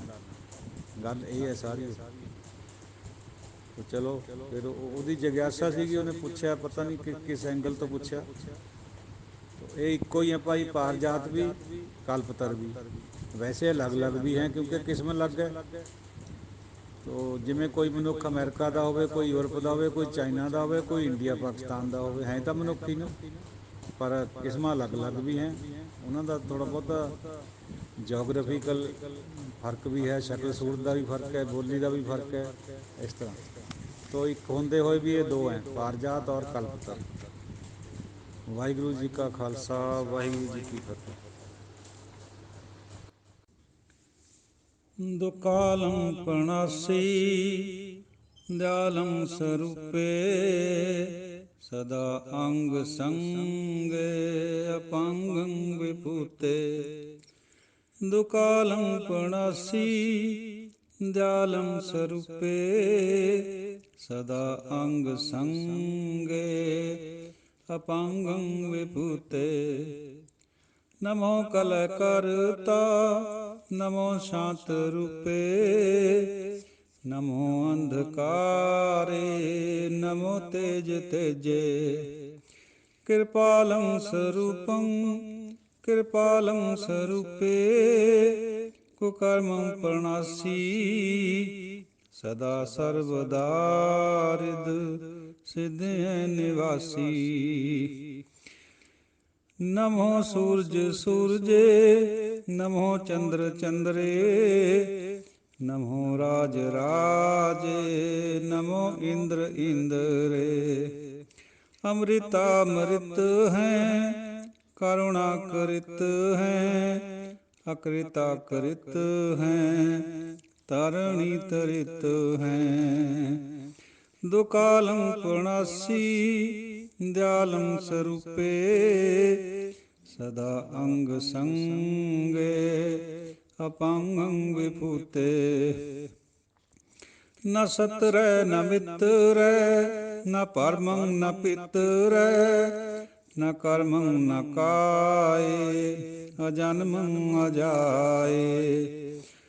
ਨਮੋ ਪਰਮ ਗਿਆਤਾ ਨਮੋ ਲੋਕ ਮਾਤਾ ਨਮਸਤੰ ਅਕਾਲੇ ਨਮਸਤੰ ਕਿਰਪਾਲੇ ਨਮਸਤੰ ਅਰੂਪੇ ਨਮਸਤੰ ਅਨੂਪੇ ਨਮਸਤੰ ਅਕਾਏ ਨਮਸਤੰ ਅਜਾਏ। ਦੁਕਾਲੰ ਪ੍ਰਣਾਸੀ ਦਿਆਲੰ ਸਰੂਪੇ ਸਦਾ ਅੰਗ ਸੰਗੇ ਅਪੰਗੰ ਵਿਭੂਤੇ। ਕਿਰਪਾਲੰ ਸਰੂਪੇ कुकर्मं प्रणासी सदा सर्वदा रिद्ध सिद्ध निवासी सदा सर्वदा रिद्ध सिद्ध निवासी के साहिब दिमाग हैं के हुस्नल चिराग हैं के कामल करीम हैं के राजक रहीम हैं के रोजी दिहिंद हैं के राजक रहिंद हैं क्रीमुल कमाल हैं के हुस्नल जमाल हैं गनीमुल खिराज हैं गरीबुल निवाज हैं हरीफुल शिकन हैं हिरासुल फिकन हैं कलंकं प्रणास हैं समस्तुल निवास हैं अगांजुल गनीम हैं रजाइक रहीम हैं समस्तुल जुबां हैं के साहिब किरां हैं के नरकं प्रणास हैं बहस्तुल निवास हैं के सर्वुल गवन हैं हमेशुल रवन हैं तमामुल तमीज हैं समस्तुल अजीज हैं परम परमईस हैं समस्तुल अदीस हैं अदेशुल अलेख हैं हमेशुल अपेख हैं ज़मीनुल ज़मा हैं अमीकुल इमा हैं करीमुल कमाल हैं के जुरत जमाल हैं के अचलम प्रकाश हैं के अमितो सुभाष हैं के अजब स्वरूप हैं के अमितो विभूत हैं के अमितो पसा हैं के आत्म प्रभा हैं के अचलम अनंग हैं के अमितो अपंग हैं मधुपार छंद त्वय प्रसाद मुन मन प्रणाम गुण गन मुदाम हर बर अगंज हर नर परपंज अनगन प्रणाम मुन मन सलाम हर नर अखंड बर नर अमंड अनपव अनास मुन मन प्रकाश गुण गन प्रणाम जल थल मुदाम अनछिज अंग आसन अपंग उपमा अपार गत मित उदार जल थल अमंड दिस बिस अपंड जल थल महंत दिस बिस बेअंत अनपव अनास त्रित तर तुरास आजान बाह एक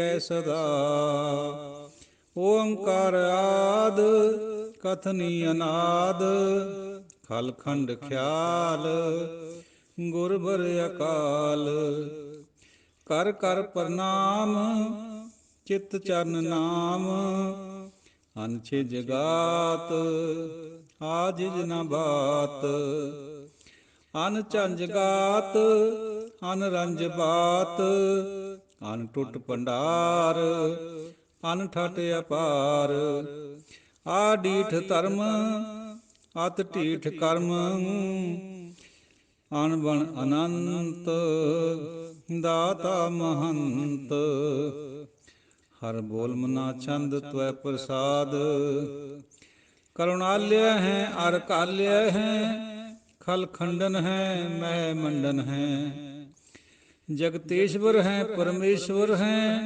कल कारण हैं सर्व उवारण हैं त्रित के तरण हैं जग के करण हैं मन मानिए हैं जग जानिए हैं सर्वं पर हैं सर्वं कर हैं सर्व पास्य हैं सर्वनाश्य हैं करुणाकर हैं विश्वम्बर हैं सर्वेश्वर हैं जगतेश्वर हैं करुणाकर हैं, विशंबर हैं, सर्वेश्वर हैं, जगतेश्वर हैं। असीस बख्शी दी दाती गुरु दी बख्शी हुई प्यारी साध संगत जीओ। ਆਪਣੀ ਤੁੱਛ ਬੁੱਧੀ ਅਨੁਸਾਰ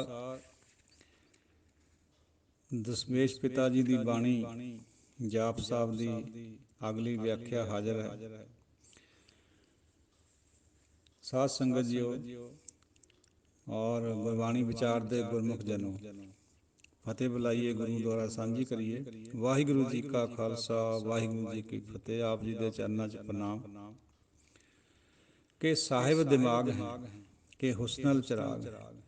ਹੇ ਵਾਹਿਗੁਰੂ ਜੀਓ, ਤੁਸੀਂ ਸਾਹਿਬ ਦਿਮਾਗ ਹੈ, ਬਹੁਤ ਵੱਡਾ ਦਿਮਾਗ ਹੈ ਤੁਹਾਡਾ, ਸਾਰੀ ਸ੍ਰਿਸ਼ਟੀ ਨੂੰ ਕੰਟਰੋਲ ਕਰ ਰਹੇ ਹੋ।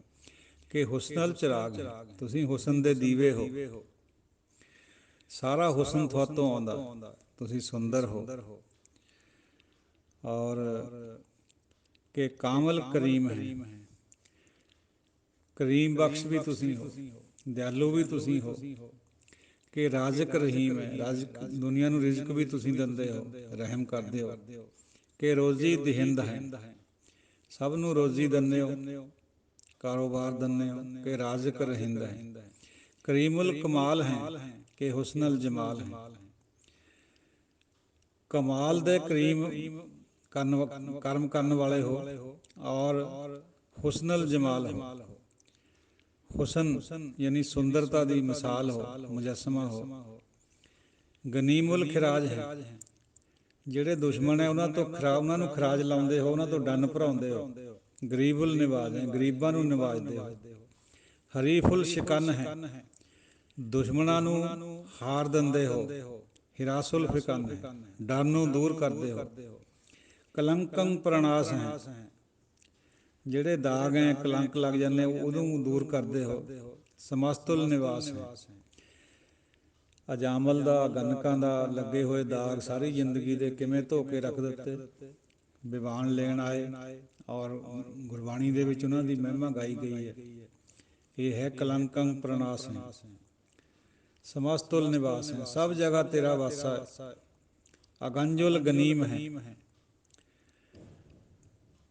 ਬਹੁਤ ਜ਼ਿਆਦਾ ਗਨੀਮ ਹੈ। ਗਨੀਮਤ ਹੁੰਦੀ ਹੈ ਸਾਧ ਸੰਗਤ ਜੀ, ਕੋਈ ਪੰਜਾਬੀ ਦਾ ਵਰਡ ਮੈਂ ਕਿਆ ਕਹਾਂ, ਆਪ ਜੀ ਸਮਝ ਲਓ। ਕਹਿੰਦੇ ਨਹੀਂ ਵੀ ਬੜੀ ਗਨੀਮਤ ਹੈ, ਸਾਨੂੰ ਇਹ ਚੀਜ਼ ਮਿਲ ਗਈ। ਰਜਾਇਕ ਰਹੀਮ ਹੈ, ਸਮਸਤੁਲ ਜ਼ਬਾਂ ਹੈ, ਕਿ ਸਾਹਿਬ ਕਿਰਾਂ ਹੈ। ਸਭ ਦੀ ਜ਼ਬਾਨ ਵੀ ਤੁਸੀਂ ਹੋ, ਜੋ ਦੁਨੀਆ ਦੇ ਵਿੱਚ ਬੋਲਿਆ ਜਾ ਰਿਹਾ ਉਹ ਵੀ ਤੁਸੀਂ ਹੋ। ਕਿ ਨਰਕਮ ਪ੍ਰਣਾਸ ਹੈ, ਨਰਕਾਂ ਨੂੰ ਦੂਰ ਕਰਨ ਵਾਲੇ ਹੋ। ਬਾਸ਼ਤੁਲ ਨਿਵਾਸ ਹੈ, ਬਹਿਸ਼ਤਾਂ ਦੇ ਵਿੱਚ, ਸਵਰਗਾਂ ਦੇ ਵਿੱਚ ਵਾਸਾ ਦੇਣ ਵਾਲੇ ਵੀ ਤੁਸੀਂ ਹੋ।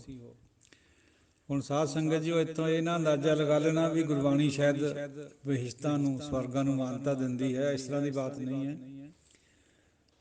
ਤੈ ਬੈਕੁੰਠ ਜਹ ਨਾਮ ਉਚਰੈ, ਸਾਡੇ ਵਾਸਤੇ ਬੈਕੁੰਠ ਬਹਿਸ਼ਤ ਉਹੀ ਹੈ ਜਿੱਥੇ ਨਾਮ ਦੀ ਵਰਖਾ ਹੋ ਰਹੀ ਹੋਵੇ, ਨਾਮ ਦਾ ਉਚਾਰਨ ਹੋ ਰਿਹਾ ਹੋਵੇ, ਨਾਮ ਦੀ ਵਿਚਾਰ ਹੋ ਰਹੀ ਹੋਵੇ, ਕੀਰਤਨ ਹੋ ਰਿਹਾ ਹੋਵੇ ਇੱਕ ਦਾ, ਪਰਮਾਤਮਾ ਦਾ।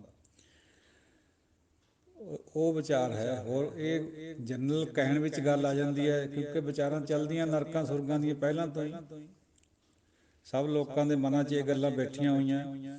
ਉਹਨਾਂ ਬਾਤਾਂ ਨੂੰ ਸਾਹਮਣੇ ਰੱਖ ਕੇ ਗੁਰੂ ਸਾਹਿਬ ਨੇ ਆਪਣੇ ਨਜ਼ਰੀਏ ਦਿੱਤੇ ਹਨ। ਇੱਕ ਸਿੱਖ ਖਾਤਰ ਗੁਰੂ ਦੇ ਚਰਨ, ਪਰਮਾਤਮਾ ਦੇ ਚਰਨ ਹੀ ਸਵਰਗ ਹੈ, ਇਸ ਤੋਂ ਉੱਪਰ ਕੋਈ ਸਵਰਗ ਨਹੀਂ। ਕਬੀਰ ਸੁਰਗ ਨਰਕ ਤੇ ਮੈਂ ਰਹਿਓ ਸਤਿਗੁਰ ਕੈ ਪ੍ਰਸਾਦ, ਚਰਨ ਕਮਲ ਕੀ ਮੌਜ ਮੈਂ ਰਹੋ ਅੰਤਰ ਆਦ। ਕਿ ਸਰਬੁਲ ਗਵਨ ਹੈ, ਸਭ ਜਗ੍ਹਾ ਤੇਰੀ ਪਹੁੰਚ ਹੈ। ਹਮੇਸ਼ੁਲ ਰਵਨ ਹੈ, ਰਵਾਨਗੀ ਵਿੱਚ ਰਹਿਣਾ ਹਰ ਵਕਤ। ਤਮਾਮੁਲ ਤਮੀਜ਼ ਹੈ, ਸਭ ਤਮੀਜ਼ਾਂ ਤੇਰੇ ਤੋਂ ਆਉਣੀਆਂ। ਜਿੰਨੀ ਵੀ ਦੁਨੀਆ ਦੇ ਵਿੱਚ ਕੋਈ ਵੀ ਤਮੀਜ਼ ਹੈ, ਕੋਈ ਚੰਗੀ ਬਾਤ ਹੈ, ਕੋਈ ਚੰਗਾ ਚੱਲਣਾ ਹੈ, ਉਹ ਸਭ ਤੇਰੇ ਤੋਂ ਆਉਂਦਾ। ਸਮਸਤੁਲ ਅਜ਼ੀਜ਼ ਹੈ, ਸਾਰਿਆਂ ਦਾ ਪਿਆਰਾ ਵੀ ਹੈ। ਪਰਮੰ ਪਰਮ ਈਸ ਹੈ, ਸਭ ਤੋਂ ਵੱਡਾ ਪਰਮੇਸ਼ਵਰ ਵੀ ਤੂੰ ਹੀ ਹੈ, ਸਮਸਤੁਲਾਧੀਸ਼ ਹੈ। ਸਾਰੇ ਤੈਨੂੰ ਨਮਸਕਾਰ ਕਰਦੇ ਔਰ ਸਾਰਿਆਂ ਵਾਸਤੇ ਅਦਿੱਖ ਵੀ ਹੈ, ਆਦੇਸ਼ੁਲ ਅਲੇਖ ਹੈ। ਲਿਖਿਆ ਨਹੀਂ ਜਾ ਸਕਦਾ, ਤੇਰੇ ਮੱਥੇ 'ਤੇ ਕੋਈ ਲੇਖ ਨਹੀਂ ਹੈ। ਬਾਕੀ ਸ੍ਰਿਸ਼ਟੀ ਦੇ ਲੇਖ ਵੀ ਤੂੰ ਲਿਖਦਾ, ਤੈਨੂੰ ਹਮੇਸ਼ਾ ਆਦੇਸ਼ ਹੈ। ਹਮੇਸ਼ੁਲ ਅਪੇਖ ਹੈ, ਹਮੇਸ਼ਾ ਹੀ ਭੇਖ ਤੋਂ ਬਿਨਾਂ। ਜ਼ਮੀਨੁਲ ਜ਼ਮਾਂ ਹੈ, ਜ਼ਮੀਨ ਔਰ ਆਕਾਸ਼ ਤੂੰ ਹੀ ਹੋ ਮਹਾਰਾਜ ਜੀਓ। ਜਮਾਂ ਆਸਮਾਨ ਨੂੰ ਕਹਿੰਦੇ। ਅਮੀਕੁਲ ਇਮਾਂ ਹੈ, ਤੂੰ ਗੰਭੀਰ ਧਰਮ ਵਾਲਾ ਹੈ, ਤੇਰਾ ਧਰਮ ਬੜਾ ਡੂੰਘਾ। ਕਰੀਮੁਲ ਕਮਾਲ ਹੈ, ਕਰਮ ਕਰਨ ਵਾਲਾ ਹੈ, ਦੁਨੀਆ ਨੂੰ ਬਖਸ਼ਣ ਵਾਲਾ ਹੈ। ਕਮਾਲ ਹੈ ਕਿ ਜੁਰਤ ਜਮਾਲ ਹੈ, ਬਹੁਤ ਸੁੰਦਰ ਹੈ ਤੂੰ, ਤੇਰੀ ਜੁਰਤ ਹੈ। ਕਿ ਅਚਲੰ ਪ੍ਰਕਾਸ਼ ਹੈ, ਨਾ ਮਿਟਣ ਵਾਲਾ ਪ੍ਰਕਾਸ਼ ਹੈ।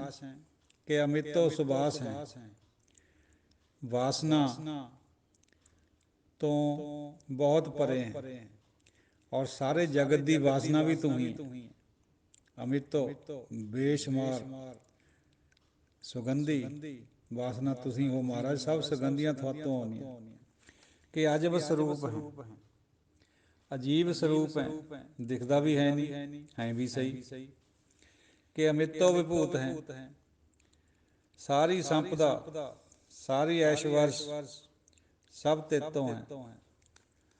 ਤੇਰੇ ਕੋਲ ਬੇਸ਼ੁਮਾਰ ਐਸ਼ਵਰਜ ਹੈ। ਅਮਿਤੋ ਪਸਾ ਹੈ, ਪਸਾਓ ਦਾ ਸ਼ਬਦ ਹੈ, ਪਸਾ ਛੋਟਾ ਰੂਪ। ਬਹੁਤ ਜ਼ਿਆਦਾ ਫੈਲਾਓ ਹੈ ਤੇਰਾ, ਸਾਰੀ ਸ੍ਰਿਸ਼ਟੀ ਤੇਰਾ ਹੀ ਫੈਲਾਓ ਹੈ। ਏਕੇ ਤੋਂ ਖੁੱਲ੍ਹ ਕੇ ਊੜਾ ਬਣਿਆ, ਖੁੱਲ੍ਹਾ ਊੜਾ ਬਣਿਆ, ਊੜੇ ਤੋਂ ਸਾਰਾ ਗੁਰੂ ਗ੍ਰੰਥ ਸਾਹਿਬ ਜੀ ਦਾ ਪ੍ਰਕਾਸ਼ ਹੋਇਆ। ਏਕੇ ਤੋਂ ਸਾਰੀ ਸ੍ਰਿਸ਼ਟੀ ਬਣੀ, ਓਂਕਾਰ ਬਣਿਆ। ਇੱਕ ਓਂਕਾਰ ਤੋਂ ਓਂਕਾਰ ਬਣਿਆ, ਫਿਰ ਸਾਰੀ ਸ੍ਰਿਸ਼ਟੀ ਦਾ ਸਰਗੁਣ ਰੂਪ ਤਹੀਂ ਸਾਜਿਆ। ਕਿ ਆਤਮ ਪ੍ਰਵਾਹ ਹੈ, ਆਤਮ ਪ੍ਰਕਾਸ਼ ਹੈ। ਕਿ ਅਚਲੰ ਅਨੰਗ ਹੈ, ਨਾ ਚੱਲਣ ਵਾਲਾ ਅਨੰਗ ਹੈ, ਤੇਰਾ ਕੋਈ ਅੰਗ ਨਹੀਂ ਹੈ। ਤੂੰ ਸਟੇਸ਼ਨਰੀ ਹੈ, ਅਮਿਤੋ ਅਪੰਗ ਹੈ। ਮਧੁਪਾਰ ਛੰਦ ਤੋਇ ਪ੍ਰਸਾਦ। ਮੁਨ ਮਨ ਪ੍ਰਣਾਮ, ਸਾਰੇ ਮੁਨੀ ਜਨ ਤੈਨੂੰ ਪ੍ਰਣਾਮ ਕਰਦੇ ਹੈ। ਗੁਣ ਗਨ ਮੁਦਾਮ, ਜਿੰਨੇ ਵੀ ਗੁਣ ਹੈ ਸਭ ਤੇਰੇ ਵਿੱਚ ਸਟੇਸ਼ਨਰੀ ਹੈ। ਤੂੰ ਸਟੇਸ਼ਨਰੀ ਖੁਦ ਹੈ, ਤੇਰੇ ਗੁਣ ਵੀ ਸਟੇਸ਼ਨਰੀ ਹੈ। ਅਰ ਵਰ ਅਗੰਜ, ਤੂੰ ਨਾ ਹਾਰਨ ਵਾਲਾ ਹੈ ਬੈਰੀਆਂ ਤੋਂ। ਅਰ ਬੈਰੀ ਹੁੰਦਾ, ਅਗੰਜ ਨਾ ਹਾਰਨ ਵਾਲਾ। ਹਰ ਨਰ ਪ੍ਰਭੰਜ, ਸਾਰੇ ਨਰਾਂ ਨੂੰ ਭੰਜਣ ਵਾਲਾ ਵੀ ਤੂੰ ਹੀ ਹੈ, ਨਾਸ਼ ਕਰਨ ਵਾਲਾ, ਮਾਰਨ ਵਾਲਾ ਵੀ ਤੂੰ ਹੀ ਹੈ। ਅਨਗਨ ਪ੍ਰਣਾਮ, ਇਨਿਊਮਰੇਬਲ, ਬਹੁਤ ਜ਼ਿਆਦਾ ਗਿਣਤੀ ਵਿੱਚ ਸਭ ਤੈਨੂੰ ਪ੍ਰਣਾਮ ਕਰਦੇ ਹੈ। ਮੁਨ ਮਨ ਸਲਾਮ, ਸਲਾਮ ਵੀ ਕਰਦੇ ਹੈ। ਹਰ ਨਰ ਅਖੰਡ, ਬਰ ਨਰ ਅਮੰਡ, ਅਮੰਡ ਹੁੰਦੀ ਹੈ ਸੋਭਾ, ਜਿਹੜਾ ਇੰਸਟਾਲ ਨਹੀਂ ਕਰਿਆ ਜਾ ਸਕਦਾ। ਜਿਵੇਂ ਮੂਰਤੀਆਂ ਇੰਸਟਾਲ ਹੁੰਦੀਆਂ, ਥਾਪੀਆਂ ਜਾਂਦੀਆਂ, ਪਰੰਤੂ ਵਾਹਿਗੁਰੂ ਜੀ ਉਹ ਤੁਸੀਂ ਅਮੰਡ ਹੈ, ਤੁਹਾਡੀ ਸੋਭਾ ਵੀ ਬਹੁਤ ਜ਼ਿਆਦਾ ਹੈ, ਤੁਸੀਂ ਟਿਕਾਏ ਵੀ ਨਹੀਂ ਜਾ ਸਕਦੇ। ਅਨੁਭਵ ਅਨਾਸ, ਨਾਸ਼ ਰਹਿਤ। ਮੁਨ ਮਨ ਪ੍ਰਕਾਸ਼, ਸਾਰੇ ਮੁਨੀਆਂ ਦੇ ਮਨਾਂ ਵਿੱਚ ਵੀ ਤੇਰਾ ਹੀ ਪ੍ਰਕਾਸ਼ ਹੈ। ਗੁਣ ਗਨ ਪ੍ਰਣਾਮ, ਸਭ ਗੁਣੀ ਜਨ ਤੈਨੂੰ ਪ੍ਰਣਾਮ ਕਰਦੇ ਹੈ। ਜਲ ਥਲ ਮੁਦਾਮ, ਜਲਾਂ ਵਿੱਚ ਥਲਾਂ ਵਿੱਚ ਤੂੰ ਇੱਕੋ ਸਾਰ ਹੈ, ਰਮਿਆ ਹੋਇਆ ਹੈ, ਮੁਦਾਮ ਹੈ, ਸਟੇਸ਼ਨਰੀ ਹੈ। ਅਨਛਿਜ ਅੰਗ, ਆਸਨ ਅਪੰਗ, ਤੇਰਾ ਅੰਗ ਛਿਜਿਆ ਨਹੀਂ ਜਾ ਸਕਦਾ। ਛਿਜਣਾ ਹੁੰਦਾ ਹੈ ਹੱਥ ਨਾਲ ਖਿੱਚ ਕੇ ਸਿੱਟ ਦੇਣਾ ਪਰੇ, ਜਿਵੇਂ ਕਿਸੇ ਬੂਟੇ ਨੂੰ ਆਪਾਂ ਟਾਹਣੀ ਨੂੰ ਤੋੜ ਕੇ ਸਿੱਟ ਦਿੰਦੇ, ਉਹਨੂੰ ਛਿਜਣਾ ਕਹਿੰਦੇ ਹਾਂ। ਉਪਮਾ ਅਪਾਰ, ਤੇਰੀ ਉਪਮਾ ਬਹੁਤ ਜ਼ਿਆਦਾ ਹੈ। ਗਤ ਮਿਤ ਉਦਾਰ, ਤੇਰੀ ਗਤ, ਤੇਰੀ ਮਿੱਤ, ਤੂੰ ਬੜਾ ਉਦਾਲੂ ਦਿਆਲੂ ਹੈ, ਉਦਾਰਤਾ ਵਾਲਾ ਹੈ। ਜਲ ਥਲ ਅਮੰਡ, ਜਲਾਂ ਵਿੱਚ ਥਲਾਂ ਵਿੱਚ ਸਭ ਜਗ੍ਹਾ ਤੇਰੀ ਸੋਭਾ ਵਾਲਾ ਤੂੰ, ਤੇਰੀ ਸੋਭਾ ਹੈ। ਦਿਸ ਵਿਸ ਅਭੰਡ, ਹਰ ਦਿਸ਼ਾ ਵਿੱਚ, ਹਰ ਵਿਸ਼ਾ 'ਚ, ਵਿਸ਼ਾ ਕੋਰਨਰ ਨੂੰ ਕਹਿੰਦੇ ਸਾਧ ਸੰਗਤ ਜੀ। ਜਿਵੇਂ ਦੋ ਉੱਤਰ ਔਰ ਪੂਰਬ ਹੁੰਦੀਆਂ ਦਿਸ਼ਾਵਾਂ, ਉਹਨਾਂ ਦੇ ਵਿਚਾਲੇ ਜਿਹੜੀ ਹੈ 45 ਡਿਗਰੀ ਦੇ ਉੱਤੇ, ਉਹਨੂੰ ਵਿਸ਼ਾ ਕਹਿੰਦੇ। ਤੂੰ ਦਿਸ਼ਾ ਵਿਸ਼ਾ ਵਿੱਚ ਅਭੰਡ ਹੈ, ਤੇਰੀ ਕੋਈ ਭੰਡੀ ਨਹੀਂ ਕਰ ਸਕਦਾ। ਜਲ ਥਲ ਮਹੰਤ, ਜਲਾਂ ਦਾ ਥਲਾਂ ਦਾ ਮਹੰਤ ਵੀ ਤੂੰ ਹੀ ਹੈ। ਮਹੰਤ ਕਹਿੰਦੇ ਆ ਵੱਡੇ ਬੰਦੇ ਨੂੰ। ਦਿਸ ਵਿਸ ਬੇਅੰਤ, ਅਨੁਭਵ ਅਨਾਸ, ਧ੍ਰਿਤ ਧਰ ਧੁਰਾਸ। ਤੂੰ ਸਾਰੀ ਜਿੰਨੀ ਵੀ ਧਰਤੀ ਹੈ ਉਹ ਤੈਂ ਪਕੜ ਕੇ ਰੱਖੀ ਹੋਈ ਹੈ। ਤੇਰਾ ਆਸਣ ਵੀ ਉੱਚਾ ਹੈ ਧਰਤੀ ਦੇ ਉੱਪਰ। ਧੁਰਾਸ, ਅਜਾਨ ਬਾਹ, ਤੇਰੀਆਂ ਬਾਹਾਂ ਬਹੁਤ ਲੰਬੀਆਂ। ਏਕ ਹੈ ਸਦਾ, ਹਮੇਸ਼ਾ ਤੋਂ ਹੈ, ਸਦਾ ਟਿਕਿਆ ਹੋਇਆ ਹੈ। ਵੀ ਹੋਸੀ ਜਾਏ ਨਾ ਜੈਸੀ ਰਚਨਾ ਜਿਨ ਰਚਾਈ। ਓਅੰਕਾਰ ਆਦਿ, ਸ੍ਰਿਸ਼ਟੀ ਦੇ ਆਦਿ ਤੋਂ ਵੀ ਤੂੰ ਹੀ ਹੈ। ਸਭ ਤੋਂ ਪਹਿਲਾਂ ਤੂੰ ਹੈ, ਤੇਰੇ ਤੋਂ ਬਾਅਦ ਸਭ ਕੁਝ ਹੈ। ਏਕੇ ਤੋਂ, ਇੱਕ ਓਂਕਾਰ ਤੋਂ ਓਂਕਾਰ ਬਣਿਆ। ਕਥਨੀ ਅਨਾਦ, ਤੇਰੀ ਕਥਨੀ ਯੁੱਗਾਂ ਦੇ ਸ਼ੁਰੂ ਤੋਂ ਹੈ। ਖਲ ਖੰਡ ਖਿਆਲ, ਇੱਕ ਛਿੰਦ ਦੇ ਵਿੱਚ ਖਲਾਂ ਨੂੰ ਖੰਡ ਕਰ ਦਿੰਦਾ। ਯਾਨੀ ਜਿਹੜੇ ਸ਼ਤਰੂ ਹੁੰਦੇ, ਖਲ ਹੁੰਦੇ, ਖੈਲੇ ਹੁੰਦੇ ਆ, ਉਹਨਾਂ ਨੂੰ ਤੂੰ ਨਾਸ਼ ਕਰ ਦਿੰਦਾ। ਗੁਰਬਰ ਅਕਾਲ, ਸਾਧ ਸੰਗਤ ਜੀਓ, ਗੁਰਬਰ ਅਕਾਲ ਦਾ ਮਤਲਬ ਹੈ ਵੀ ਗੁਰੂ ਵੀ ਅਕਾਲ ਦੇ ਬਰਾਬਰ ਹੈ। ਗੁਰੂ ਪਰਮਾਤਮਾ ਦੇ ਬਰਾਬਰ ਹੈ, ਸੁਪਰੀਮ ਹੈ। ਘਰ ਘਰ ਪ੍ਰਣਾਮ, ਹਰ ਘਰ ਵਿੱਚ ਤੈਨੂੰ ਪ੍ਰਣਾਮ ਹੁੰਦਾ।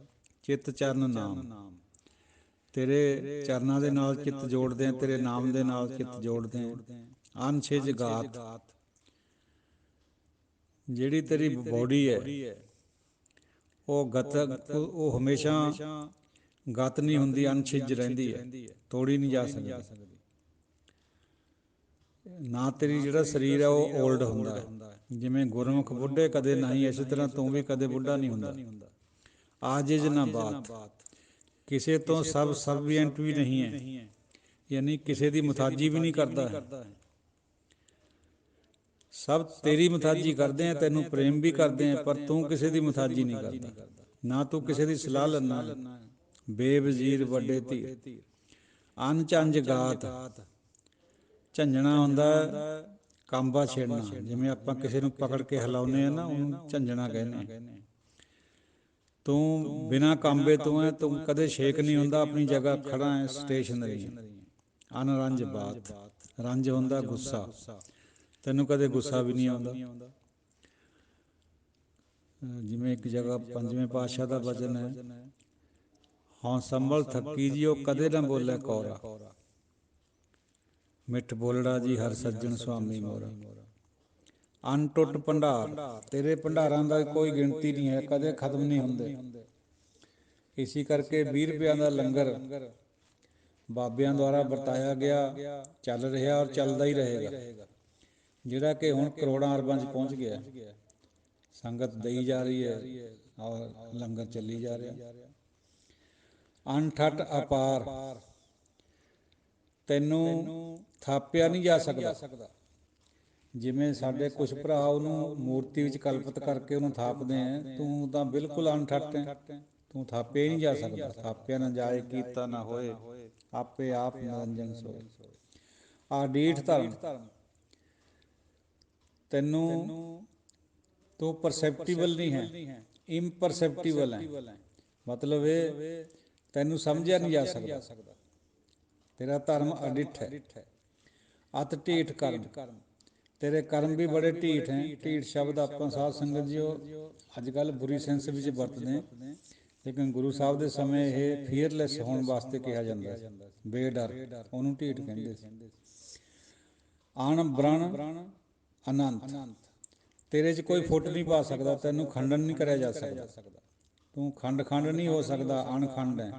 ਅਣ ਬ੍ਰਣ ਅਨੰਤ, ਦਾਤਾ ਮਹੰਤ, ਤੂੰ ਦਾਤਾ ਵੀ ਹੈ, ਬਹੁਤ ਵੱਡਾ ਦਾਤਾ। ਮਹੰਤ ਵੱਡੇ ਨੂੰ ਕਹਿੰਦੇ। ਹਰ ਬੋਲ ਬਨਾ ਛੰਦ, ਤੋਇ ਪ੍ਰਸਾਦ, ਕਰੁਣਾਲਿਆ ਹੈ ਅਰ ਘਾਲਿਆ। ਕਰਣਾ ਦਾ ਘਰ ਵੀ ਹੈ ਔਰ ਬੈਰੀਆਂ ਨੂੰ ਘਾਲਣੇ ਵਾਲਾ ਵੀ ਹੈ। ਬੈਰੀਆਂ ਨੂੰ ਮਾਰਨ ਵਾਲਾ ਵੀ ਤੂੰ ਹੀ ਹੈ, ਹਰਾਉਣ ਵਾਲਾ ਵੀ ਤੂੰ ਹੀ ਹੈ।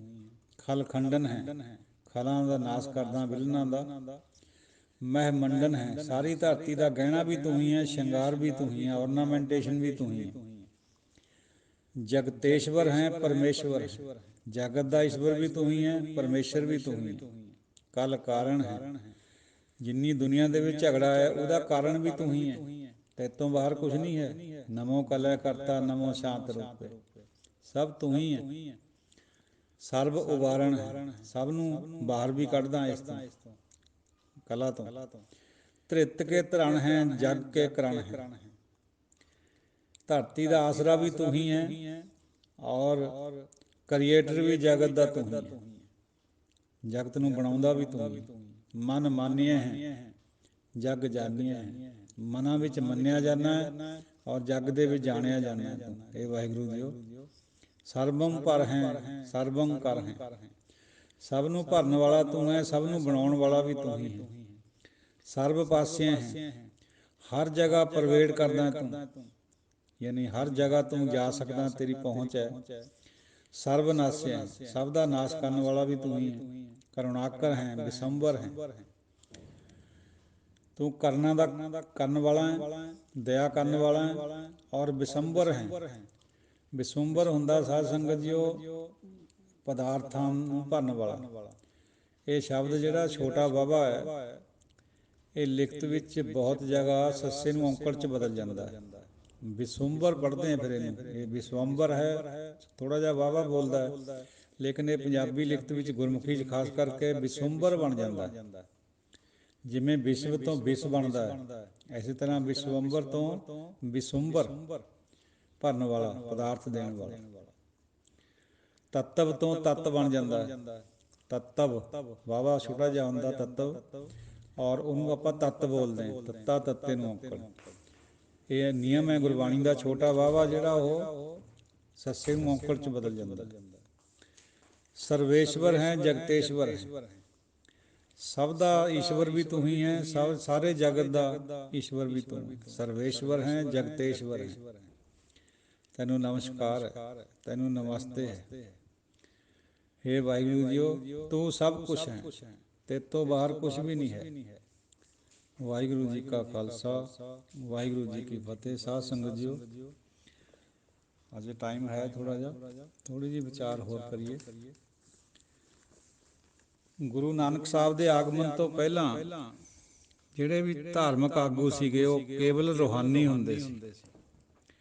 ਉਹਨਾਂ ਦੀ ਅਗਵਾਈ ਰੂਹਾਨੀ ਹੁੰਦੀ ਸੀ, ਪਰੰਤੂ ਰਾਜਸੀ ਔਰ ਸਮਾਜਿਕ ਅਗਵਾਈ ਗੁਰੂ ਨਾਨਕ ਪਾਤਸ਼ਾਹ ਨੇ ਬਖਸ਼ੀ ਹੈ ਜਗਤ ਨੂੰ। ਕਿਉਂਕਿ ਰਾਜਸੀ ਅਗਵਾਈ ਦੇ ਵਿੱਚ ਬਹੁਤ ਸਾਰੀਆਂ ਔਕੜਾਂ ਆਉਂਦੀਆਂ, ਤਕਲੀਫਾਂ ਆਉਂਦੀਆਂ, ਜ਼ਿੰਦਗੀ ਵੀ ਚਲੇ ਜਾਂਦੀ ਹੈ ਕਈ ਵਾਰੀ, ਔਰ ਗਈ ਹੈ। ਪਰੰਤੂ ਇਹ ਜਿਹੜਾ ਮਹਾਨ ਉਦਮ ਹੈ, ਕਾਰਜ ਹੈ, ਇਹ ਗੁਰੂ ਨਾਨਕ ਸਾਹਿਬ ਨੇ ਜਗਤ ਵਿੱਚ ਦਿੱਤਾ। ਪਹਿਲਾਂ ਚੱਕੀਆਂ ਪੀਸਣੀਆਂ, ਤਵੀਆਂ 'ਤੇ ਬੈਠਣਾ, ਸਭ ਕੁਛ ਐਸਾ ਕਰਨਾ ਪੈਂਦਾ ਜਦੋਂ ਰਾਜਸੀ ਅਗਵਾਈ ਕਰਨੀ ਹੋਵੇ।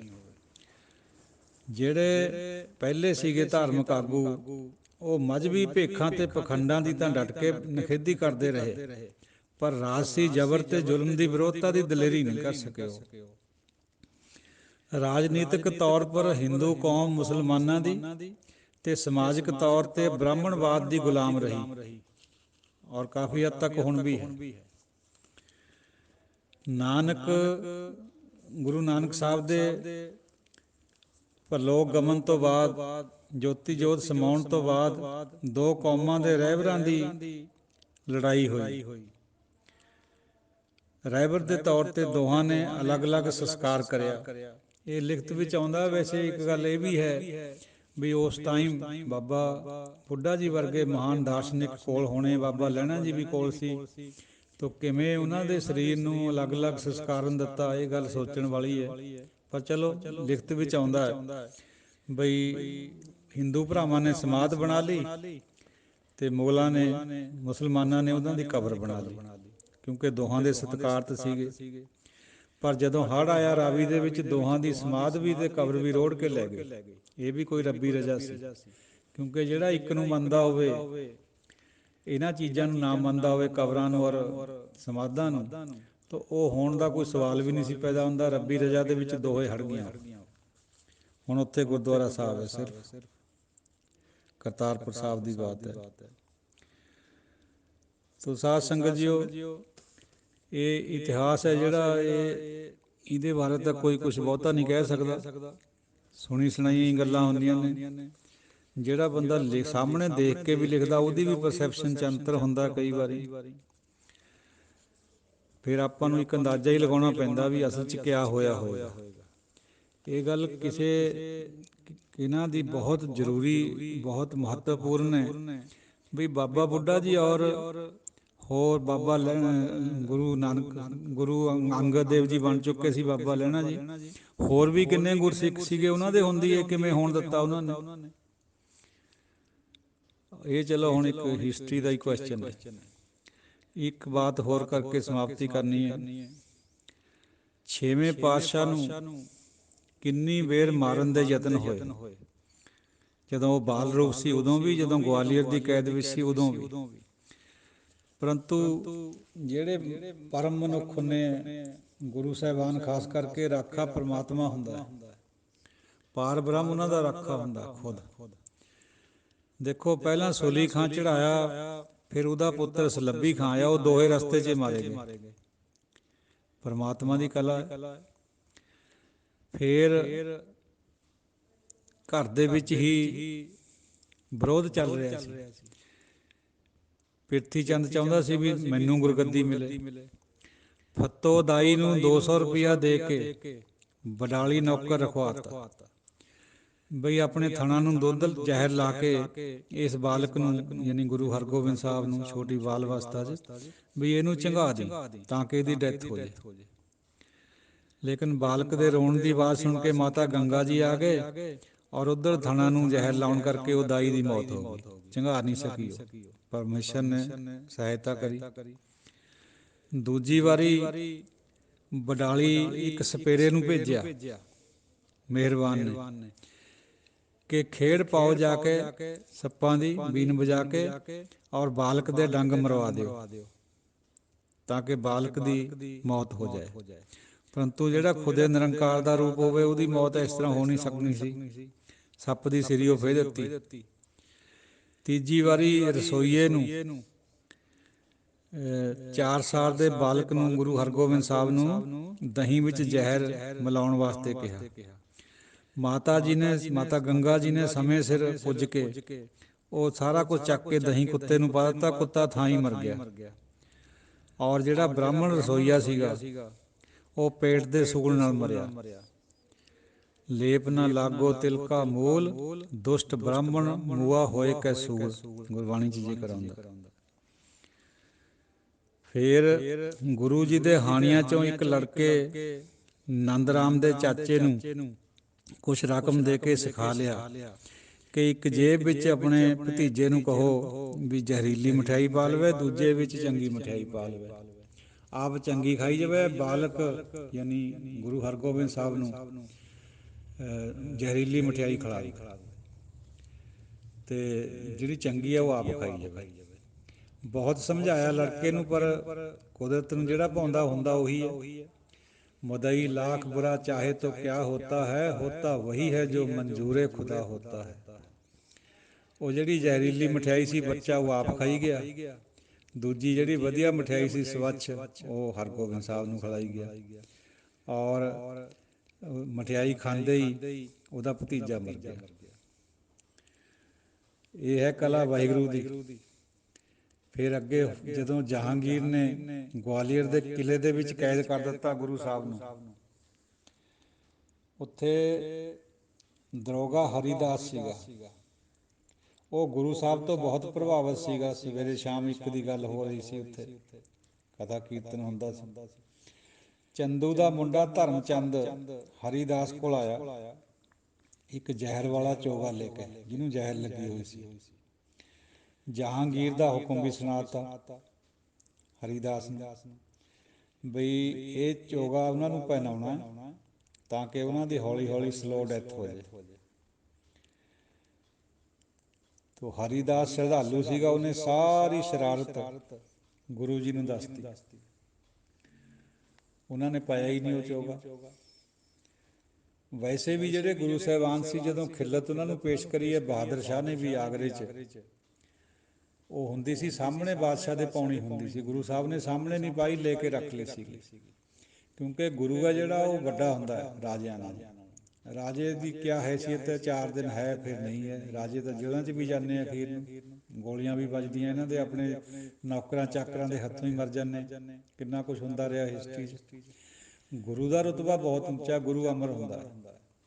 ਤੋ ਗੁਰੂ ਸਾਹਿਬ ਨੇ ਖਿਲਤ ਲੈ ਕੇ ਰੱਖ ਲਈ, ਲੇਕਿਨ ਪਹਿਨੀ ਨਹੀਂ ਹੈ। ਇਸੇ ਤਰ੍ਹਾਂ ਫਿਰ ਗੁਰੂ ਸਾਹਿਬ ਨੇ ਚੋਗਾ ਵੀ ਕਿਆ ਪਾਉਣਾ ਸੀ ਉਹਨਾਂ ਦਾ, ਭਾਵੇਂ ਕਿੰਨੇ ਹੀ ਸਤਿਕਾਰ ਨਾਲ ਦਿੱਤਾ ਹੁੰਦਾ ਉਹ, ਇਸ ਤਰ੍ਹਾਂ ਨਹੀਂ ਕਰਦੇ ਹੁੰਦੇ। ਤਾਂ ਉੱਥੇ ਵੀ ਗੁਰੂ ਸਾਹਿਬ ਨੂੰ ਪਰਮਾਤਮਾ ਨੇ ਰੱਖ ਲਿਆ ਖੁਦ। ਪਰਮੇਸ਼ਰ ਹਮੇਸ਼ਾ ਆਪਣੇ ਭਗਤਾਂ ਦੀ ਰੱਖਦਾ ਹੈ। ਇਹ ਗੱਲ ਇੱਕ ਜੁਦੀ ਹੈ ਵੀ ਜਿਹੜਾ ਸੰਤ ਹੈ, ਕਈ ਵਾਰ ਵਿਚਾਰ ਹੋ ਲਈ ਵੀ ਸੰਤ ਰੱਬ ਨੂੰ ਯਾਦ ਕਰਕੇ ਆਪਣੇ ਆਪ ਨੂੰ ਬਖਸ਼ਾ ਲੈਂਦਾ, ਉਹਨੂੰ ਆਉਣਾ ਪੈਂਦਾ, ਹੀ ਮਸਟ ਕਮ। ਕਿਸੇ ਵੀ ਭਗਤ ਦੀ ਪੁਕਾਰ ਸੁਣ ਕੇ ਪਰਮਾਤਮਾ ਨੂੰ ਆਉਣਾ ਪੈਂਦਾ ਹੈ, ਔਰ ਉਹਦਾ ਛੁਟਕਾਰਾ ਵੀ ਕਰਾਉਣਾ ਪੈਂਦਾ ਹੈ। ਗੁਰਬਾਣੀ ਵਿੱਚ ਵੀ ਬਹੁਤ ਸਾਰੀਆਂ ਮਿਸਾਲਾਂ ਨੇ। ਚਾਹੇ ਕਬੀਰ ਜੀ ਨੂੰ ਗੰਗਾ ਦੀਆਂ ਬੇੜੀਆਂ 'ਚੋਂ, ਗੰਗਾ ਦੇ ਪਾਣੀਆਂ 'ਚੋਂ ਬੇੜੀਆਂ ਤੋੜ ਕੇ ਬਾਹਰ ਕੱਢਿਆ, ਗੰਗਾ ਕੀ ਲਹਿਰ ਮੇਰੀ ਟੁੱਟੀ ਜੰਜੀਰ, ਮ੍ਰਿਗਸ਼ਾਲਾ ਪਰ ਬੈਠੇ ਕਬੀਰ। ਚਾਹੇ ਉਹਨਾਂ ਨੂੰ ਹਾਥੀ ਦੇ ਪੈਰਾਂ 'ਚੋਂ ਬਚਾਇਆ, ਚਾਹੇ ਨਾਮਦੇਵ ਜੀ ਖਾਤਰ ਬੂਹਾ ਘੁਮਾਇਆ ਮੰਦਰ ਦਾ, ਔਰ ਮੋਈ ਹੋਈ ਗਾਏਂ ਜਿਉਂਦੀ ਕਰੀ। ਇਹ ਸਦਨੇ ਖਾਤਰ, ਭਗਤ ਸਦਨਾ ਜੀ ਖਾਤਰ ਦੀਵਾਰ ਗੇਰੀ, ਚਿਣੇ ਜਾ ਰਹੇ ਸੀ ਉਹ ਵੀ। ਇਹ ਵੀ ਘਟਨਾ ਸਰਹੰਦ ਦੀ ਉਹ ਹੈ। ਤੋ ਐਸਾ ਬਹੁਤ ਕੁਛ ਹੈ। ਜਦੋਂ ਭਗਤਾਂ ਖਾਤਰ ਪਰਮਾਤਮਾ ਨੂੰ ਆਉਣਾ ਪਿਆ, ਪ੍ਰਹਲਾਦ ਦੀ ਖਾਤਰ ਨਰਸਿੰਘ ਅਵਤਾਰ ਦੇ ਰੂਪ 'ਚ ਆਇਆ। ਲੇਕਿਨ ਗੁਰੂ ਸਾਹਿਬਾਨ ਔਰ ਗੁਰੂ ਦੇ ਸਿੱਖ ਭਾਣੇ 'ਚ ਭਾਵੇਂ ਕਿ ਭਗਤ ਵੀ ਹੁੰਦੇ ਆ, ਲੇਕਿਨ ਟੋਟਲ ਭਾਣਾ ਜਿਹਨੂੰ ਕਹਿੰਦੇ ਆ, ਟੋਟੈਲਿਟੀ ਆਫ ਭਾਣਾ, ਉਹ ਗੁਰੂ ਦੇ ਹਿੱਸੇ ਆਉਂਦੀ ਹੈ। ਗੁਰੂ ਸਾਹਿਬਾਨਾਂ ਨੇ ਕਦੇ ਨਹੀਂ ਕਿਹਾ ਵੀ ਮੈਨੂੰ ਤਵੀ ਪਰ ਕਿਉਂ ਬਿਠਾ ਲਿਆ, ਕਦੇ ਇਹ ਨਹੀਂ ਕਿਹਾ ਵੀ ਚਾਂਦਨੀ ਚੌਕ ਦਾ ਸਾਕਾ ਕਿਉਂ ਵਰਤਾਇਆ ਜਾ ਰਿਹਾ। ਉਹਦਾ ਹੁਕਮ ਸਮਝ ਕੇ, ਉਹਦਾ ਭਾਣਾ ਸਮਝ ਕੇ ਖਿੜੇ ਮੱਥੇ ਸਵੀਕਾਰ ਕਰ ਲਿਆ। ਇਸੇ ਤਰ੍ਹਾਂ ਭਾਈ ਮਤੀ ਦਾਸ ਜੀ, ਭਾਈ ਸਤੀ ਦਾਸ ਜੀ, ਭਾਈ ਦਇਆਲਾ ਜੀ, ਭਾਈ ਮਨੀ ਸਿੰਘ ਜੀ, ਭਾਈ ਤਾਰੂ ਸਿੰਘ ਜੀ, ਹੋਰ ਪਤਾ ਨਹੀਂ ਕਿੰਨੇ ਅਨੇਕਾਂ ਹੀ ਗੁਰਸਿੱਖ ਖੁਸ਼ੀ ਖੁਸ਼ੀ ਉਹ ਬੀਬੀਆਂ ਆਪਣੇ ਬੱਚਿਆਂ ਦੇ ਟੋਟੇ ਕਰਾ ਕੇ ਗਲਾਂ 'ਚ ਹਾਰ ਪਵਾਏ, ਭੁੱਖੇ ਭਾਣੇ ਗੁਜ਼ਾਰਾ ਕਰਿਆ, ਚੱਪੇ ਚੱਪੇ ਰੋਟੀ ਪਰ, ਫਿਰ ਵੀ ਉਹਦੇ ਸ਼ੁਕਰ 'ਚ ਰਹੇ, ਉਹਦੇ ਭਾਣੇ 'ਚ ਰਹੇ। ਇਹ ਹੈ ਟੋਟੈਲਿਟੀ ਆਫ ਭਾਣਾ। ਔਰ ਜਿਹੜੇ ਭਾਈ ਗੁਰਦਾਸ ਜੀ ਨੇ ਲਿਖਿਆ ਇਹ ਬਾਤ ਬਈ ਭਗਤਾਂ ਨੇ ਤਾਂ ਕੁਛ ਨਾ ਕੁਛ ਆਪਣੇ ਆਪ ਨੂੰ ਜਣਾਇਆ ਵੀ ਸਾਡੇ ਅੰਦਰ ਪਰਮਾਤਮਾ। ਕਲਯੁਗ ਨਾਮਾ ਭਗਤ ਹੋਏ, ਫੇਰ ਦੇਹਰਾ ਗਾਏ ਜਿਵਾਈ, ਭਗਤ ਕਬੀਰ ਬਖਾਣੀਐ ਬੰਦੀ ਖਾਨੇ ਤੇ ਉੱਠ ਜਾਈ। ਜੇਲ੍ਹ 'ਚੋਂ ਕਬੀਰ ਜੀ ਨਿਕਲ ਜਾਂਦੇ ਸੀ ਆਪਣੀ ਸੱਤਾ ਨਾਲ, ਰੂਹਾਨੀ ਬਲ ਨਾਲ।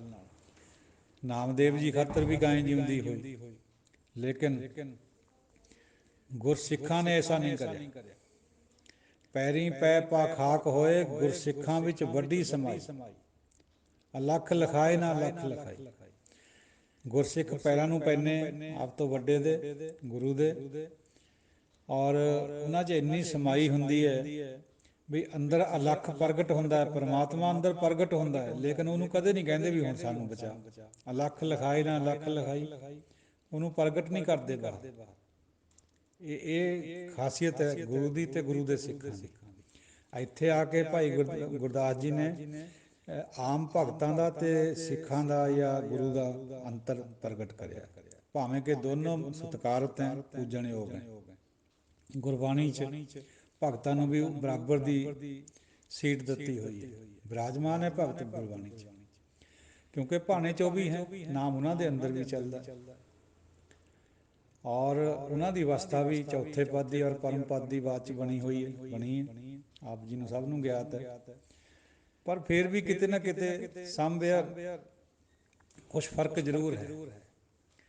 ਜਿਹੜੇ ਦੂਜੇ ਲੋਕ ਹੈ, ਭਗਤਾਂ ਦੇ ਪੈਰੋਕਾਰ ਹੈ ਸੋ ਕਾਲਡ, ਉਹ ਜ਼ਰੂਰ ਇਤਰਾਜ਼ ਕਰਦੇ ਇਸ ਗੱਲ 'ਚ, ਪਰ ਆਪਣੇ ਸਾਹਮਣੇ ਜੋ ਬਾਤ ਹੈ ਆਪਾਂ ਨੂੰ ਕਬੂਲ ਕਰਨੀ ਪਊਗੀ। ਗੁਰੂ ਗ੍ਰੰਥ ਸਾਹਿਬ ਜੀ ਦੇ ਵਿੱਚ ਭਗਤਾਂ ਨੂੰ ਗੁਰੂ ਨਹੀਂ ਲਿਖਿਆ ਜਾਂਦਾ। ਗੁਰੂਆਂ ਨੇ ਆਪ ਤੇ ਬੜੇ ਨੂੰ ਗੁਰੂ ਲਿਖਿਆ, ਆਪ ਨੂੰ ਨਹੀਂ ਕਿਤੇ ਵੀ ਲਿਖਿਆ। ਔਰ ਭੱਟਾਂ ਨੇ ਗੁਰੂ ਸਾਹਿਬਾਂ ਦੀ ਬਹੁਤ ਜ਼ਿਆਦਾ ਉਸਤਤੀ ਕਰੀ।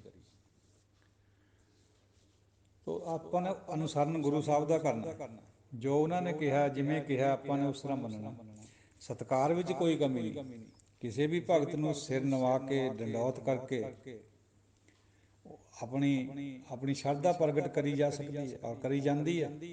ਜਦ ਗੁਰੂ ਨਾਨਕ ਸਾਹਿਬ ਨੂੰ ਆਪਾਂ ਨਤਮਸਤਕ ਹੁੰਦੇ ਹਾਂ, ਬਾਬਾ ਰਵਿਦਾਸ ਜੀ ਨੂੰ ਵੀ ਹੁੰਦੇ ਹਾਂ, ਕਬੀਰ ਜੀ ਨੂੰ ਵੀ ਹੁੰਦੇ ਹਾਂ, ਸਤਨਾ ਜੀ ਨੂੰ ਵੀ ਹੁੰਦੇ। ਥੋੜ੍ਹਾ ਥੋੜ੍ਹਾ ਅੰਤਰ ਜ਼ਰੂਰ ਆਉਂਦਾ ਕਿਤੇ ਨਾ ਕਿਤੇ।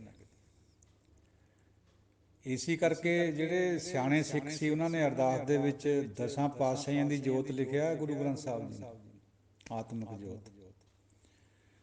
ਅੱਜ ਕੱਲ੍ਹ ਜ਼ਰੂਰ ਬੁੱਧੀ ਹੈ, ਬੁੱਧੀ ਲੜਾਉਂਦੇ ਲੋਕ, ਆਪਣੀ ਬੁੱਧੀ ਨਾਲ ਕੁਛ ਕੁਛ ਵਿਆਖਿਆ ਕਰੀ ਜਾਂਦੇ, ਕਹੀ ਜਾਂਦੇ। ਪਰ ਜਿਹੜੇ ਉਸ ਟਾਈਮ ਦੇ ਉਹ ਗੁਰਸਿੱਖਾਂ ਨੇ ਇਹ ਬਣਾਇਆ, ਜਿਹੜਾ ਰਹਿਤ ਸਿੱਖਾਂ ਦੀ ਰਹਿਤ ਹੈ, ਉਹ ਉਹਨਾਂ ਨੇ ਨਿਸ਼ਚਿਤ ਕਰੀ ਹੈ, ਜਿਹੜਿਆਂ ਨੇ ਉਸ ਟਾਈਮ ਗੱਡੀ ਨੂੰ ਵੀ ਰੋਕਿਆ ਆਪਣਾ ਲਹੂ ਦੇ ਕੇ, ਭਾਈ ਕਰਮ ਸਿੰਘ, ਭਾਈ ਪ੍ਰਤਾਪ ਸਿੰਘ ਵਰਗੇ। ਔਰ ਗੁਰੂ ਕੇ ਬਾਗ ਦੇ ਮੋਰਚੇ ਵਿੱਚ ਕਿੰਨੇ ਹੀ ਸ਼ਹੀਦੀਆਂ ਪਾਈਆਂ, ਘੋੜਿਆਂ ਦੇ ਟਾਪਾਂ ਦੇ ਹੇਠਾਂ ਆਪਣੀਆਂ ਜ਼ਿੰਦਗੀਆਂ ਦੇ ਦਿੱਤੀਆਂ, ਪਾਣੀ 'ਚ ਡੋਬੇ ਗਏ ਠੰਡੇ 'ਚ, ਜੈਤੋਂ ਦੇ ਮੋਰਚੇ 'ਚ ਗੋਲੀਆਂ ਖਾਧੀਆਂ।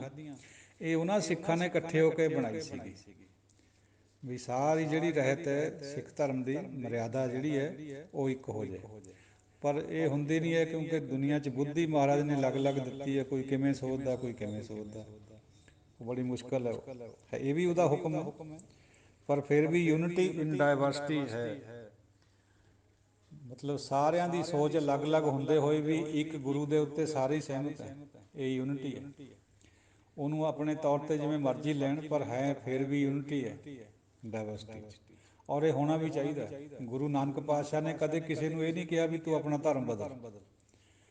ਉਹਨੂੰ ਗਿਆਨ ਦਿੱਤਾ, ਸਮਝਾਇਆ ਸਾਰੀ ਗੱਲ, ਇੱਕ ਅੱਲਾ, ਇੱਕ ਵਾਹਿਗੁਰੂ ਦੇ ਉੱਤੇ, ਇੱਕ ਰਾਮ ਦੇ ਉੱਤੇ ਖੜਨ ਦੀ ਗੱਲ ਕਰੀ ਹੈ। ਇਹ ਨਹੀਂ ਕਿਤੇ ਵੀ ਕਿਹਾ ਵੀ ਤੁਸੀਂ ਆਪਣਾ ਧਰਮ ਛੱਡ ਦਿਓ, ਨੋ। ਇੱਕ ਹਿੰਦੂ ਰਸਮ ਰਿਵਾਜ ਨੂੰ ਮੰਨਦਾ ਹੋਇਆ ਵੀ ਇੱਕ ਪਰ ਖੜ ਸਕਦਾ। ਇਹ ਜਿਹੜੇ ਭਗਤ ਹੈ, ਬਾਬਾ ਕਬੀਰ ਜੀ, ਰਵਿਦਾਸ ਜੀ ਔਰ ਜਿੰਨੇ ਵੀ ਹੋਰ ਭਗਤ ਹੈ, ਇਹ ਵੀ ਤਾਂ ਹਿੰਦੂ ਔਰ ਮੁਸਲਮਾਨ ਹੀ ਸੀ। ਜੇ ਉਹਨਾਂ ਦੀ ਜਾਤ ਨੂੰ ਦੇਖੀਏ, ਵੈਸੇ ਤਾਂ ਉਹਨਾਂ ਦੀ ਕੋਈ ਜਾਤ ਹੁੰਦੀ ਨਹੀਂ, ਉਹ ਹੋਣ ਪਰ ਉਹ ਖੜ੍ਹਨ ਇੱਕ ਦੇ ਉੱਤੇ, ਇਹ ਜ਼ਰੂਰ ਹੈ। ਇਹ ਸੰਦੇਸ਼ਾ ਗੁਰੂ ਨਾਨਕ ਸਾਹਿਬ ਨੇ ਦਿੱਤਾ ਸਭ ਨੂੰ। ਔਰ ਬਗਦਾਦ ਤੱਕ, ਯੂਰਪ ਤੱਕ, ਰੋਮ ਤੱਕ, ਇੱਧਰ ਅਫਰੀਕਾ ਵਿੱਚ ਵੀ, ਤਿੱਬਤ, ਚਾਈਨਾ, ਭੂਟਾਨ, ਲੰਕਾ, ਸਾਰਾ ਹਿੰਦੁਸਤਾਨ, ਸਭ ਜਗ੍ਹਾ ਗੁਰੂ ਨਾਨਕ ਸਾਹਿਬ ਗਏ। ਉਹਨਾਂ ਨੇ ਏਕੇ ਦੀ ਗੱਲ ਬਾਤ ਕਹੀ, ਏਕੇ ਦਾ ਪ੍ਰਚਲਨ ਕਰਾਇਆ। ਕਾਫੀ ਹੱਦ ਤੱਕ ਉਹਨਾਂ ਦੀ ਸਿੱਖਿਆ ਨੂੰ ਲੋਕਾਂ ਨੇ ਮੰਨਿਆ, ਭਾਵੇਂ ਕਿ ਸਿੱਖਾਂ ਵਿੱਚ ਵੀ ਪੂਰੀ ਮਾਨਤਾ ਨਹੀਂ ਅਜੇ ਏਕੇ ਦੀ ਆਈ ਹੈ। ਸਿੱਖ ਵੀ ਬਹੁਤ ਕੁਛ ਕਰਦਾ ਜਿਹੜਾ ਡੁਅਲਟੀ 'ਚ ਹੈ। ਸਮਾਧਾਂ ਨੂੰ ਸਿੱਖ ਵੀ ਨਲਾਉਂਦਾ ਹੈ, ਔਰ ਜੋਤਸ਼ੀਆਂ ਦੇ ਨਗ ਵੀ ਪਾਉਂਦਾ ਅੰਧ ਵਿਸ਼ਵਾਸ 'ਚ, ਜਿਨ੍ਹਾਂ ਦਾ ਖੰਡਨ ਵੀ ਕਰਿਆ ਗੁਰਬਾਣੀ ਨੇ। ਝੁੰਡਾਂ 'ਚ ਵੀ ਦੁੱਧ ਪਾਈ ਜਾਂਦਾ ਹੈ, ਡੇਰਿਆਂ ਨੂੰ ਵੀ ਮੰਨੀ ਜਾਂਦਾ ਹੈ, ਟੋਬਿਆਂ ਦੀਆਂ ਵੀ ਮਿੱਟੀਆਂ ਕੱਢੀ ਜਾਂਦਾ ਹੈ ਸਿੱਖ। ਹੋਰ ਬਹੁਤ ਕੁਛ ਕਰਦਾ, ਸਾਉਣ ਸ਼ਾਸਤਰ 'ਚ ਬਿਲੀਵ ਕਰਦਾ ਹੈ, ਬੁੱਧਵਾਰ ਔਰ ਵੀਰਵਾਰ ਦੀਆਂ ਵਿਚਾਰਾਂ, ਸ਼ਨੀਵਾਰ ਦੀਆਂ ਵਿਚਾਰਾਂ, ਏਕਮ ਦੂਜ ਦੀਆਂ ਵਿਚਾਰਾਂ, ਇਹ ਸਭ ਚੱਲਦਾ ਹੈ। ਇਹ ਏਕਾ ਨਹੀਂ ਹੈ, ਗੁਰੂ ਨਾਨਕ ਸਾਹਿਬ ਦਾ ਥਾਟ ਇਹ ਨਹੀਂ ਹੈ। ਪਰ ਚਲੋ ਜਿਹੜੇ ਮੰਨਦੇ ਆ ਉਹ ਮੁਬਾਰਕ, ਉਹਨਾਂ ਨੂੰ ਸਿਰ ਝੁਕਦਾ। ਬਹੁਤ ਘੱਟ ਵਿਰਲੇ ਐਸੇ ਬੰਦੇ ਹੋਣਗੇ ਪੰਜਾਬ ਦੇ ਵਿੱਚ, ਸਾਧ ਸੰਗਤ ਜੀ, ਉਹ ਪਹਿਲਾਂ ਵੀ ਬਾਤ ਕਹੀ ਹੈ, ਜੇ 100 ਪਰਿਵਾਰ ਪੰਜਾਬ 'ਚ ਐਸਾ ਹੋਵੇ ਜਿਹੜਾ ਏਕੇ 'ਤੇ ਖੜ੍ਹਾ ਹੋਵੇ, ਨਹੀਂ ਮਿਲਦਾ ਹੈ। 100 ਬੰਦੇ, ਵਿਅਕਤੀ ਹੋ ਸਕਦੇ ਹੈ, ਪਰ ਪਰਿਵਾਰ ਨਹੀਂ ਹੈ। ਕਿਸੇ ਦੀ ਮਾਤਾ ਮੜੀਆਂ 'ਚ ਦੀਵੇ ਬਾਲਦੀ ਹੈ, ਕਿਸੇ ਦਾ ਚਾਚਾ ਤਾਇਆ ਕੋਈ ਜੋਤਸ਼ੀਆਂ ਦੇ ਨਗ ਪਾਉਂਦਾ, ਕੋਈ ਕਿਧਰੇ ਡੇਰੇ 'ਚ ਫਿਰਦਾ, ਕੋਈ ਟੋਭਿਆਂ ਪਰ ਫਿਰਦਾ ਪੂਜਾ ਕਰਦਾ। ਪਰਿਵਾਰ ਨਹੀਂ ਮਿਲ ਸਕਦੇ 100, ਬੜੇ ਮੁਸ਼ਕਿਲ। ਵਿਅਕਤੀ ਜ਼ਰੂਰ ਮਿਲ ਸਕਦੇ। ਤੋ ਇਹ ਦੇਖਣ ਵਿੱਚ ਆਉਂਦਾ ਵੀ ਗੁਰੂ ਨਾਨਕ ਸਾਹਿਬ ਦੀ ਸਿੱਖੀ ਵਿੱਚ ਬਹੁਤ ਸਾਰਾ ਐਸਾ ਡੁਅਲਟੀ ਬੜੀ ਹੋਈ ਹੈ। ਉਹਨਾਂ ਨੇ ਬਥੇਰੀ ਕੱਢੀ ਹੈ, ਪਰ ਹੁਕਮ ਹੈ ਮਹਾਰਾਜ ਦਾ। ਜਿਹੜੇ ਨਿਕਲ ਗਏ ਉਹ ਗੁਰੂ ਦੇ ਲੜ ਲੱਗ ਗਏ, ਜਿਹੜੇ ਫਸੇ ਹੋਏ ਉਹ ਫਸੇ ਹੋਏ।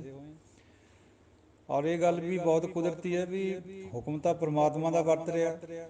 ਗੁਰੂ ਨਾਨਕ ਪਾਤਸ਼ਾਹ ਦੇ ਸਮੇਂ 'ਚ 40,000 ਮੀਲ ਸਫ਼ਰ ਕਰਕੇ ਉਹਨਾਂ ਨੇ ਕਿੰਨੀ ਲੋਕਾਈ ਨੂੰ ਸੰਦੇਸ਼ ਦਿੱਤੇ। ਸਾਰਿਆਂ ਦੇ ਵਿੱਚੋਂ 20, 50 ਜਾਂ 100 ਥੋੜ੍ਹੀ ਜਿਹੀ ਗਿਣਤੀ ਵਿੱਚ ਉਹਨਾਂ ਨੂੰ ਅਸਲ ਵਿੱਚ ਫੋਲੋ ਕਰਿਆ। ਉਹਨਾਂ 'ਚੋਂ ਵੀ ਉਹਨਾਂ ਦੇ ਪੂਰਾ ਅਨੁਸਰਨ ਕੇਵਲ ਬਾਬਾ ਲਹਿਣਾ ਜੀ ਨੇ ਕਰਿਆ, ਤਾਂ ਹੀ ਗੁਰਿਆਈ ਮਿਲੀ ਉਹਨਾਂ ਨੂੰ। ਤੋ ਇਹ ਡਾਇਵਰਸਿਟੀ ਹੈ, ਪਰਮਾਤਮਾ ਦਾ ਹੁਕਮ ਹੈ, ਇਹ ਚੱਲਦਾ ਰਹੇਗਾ।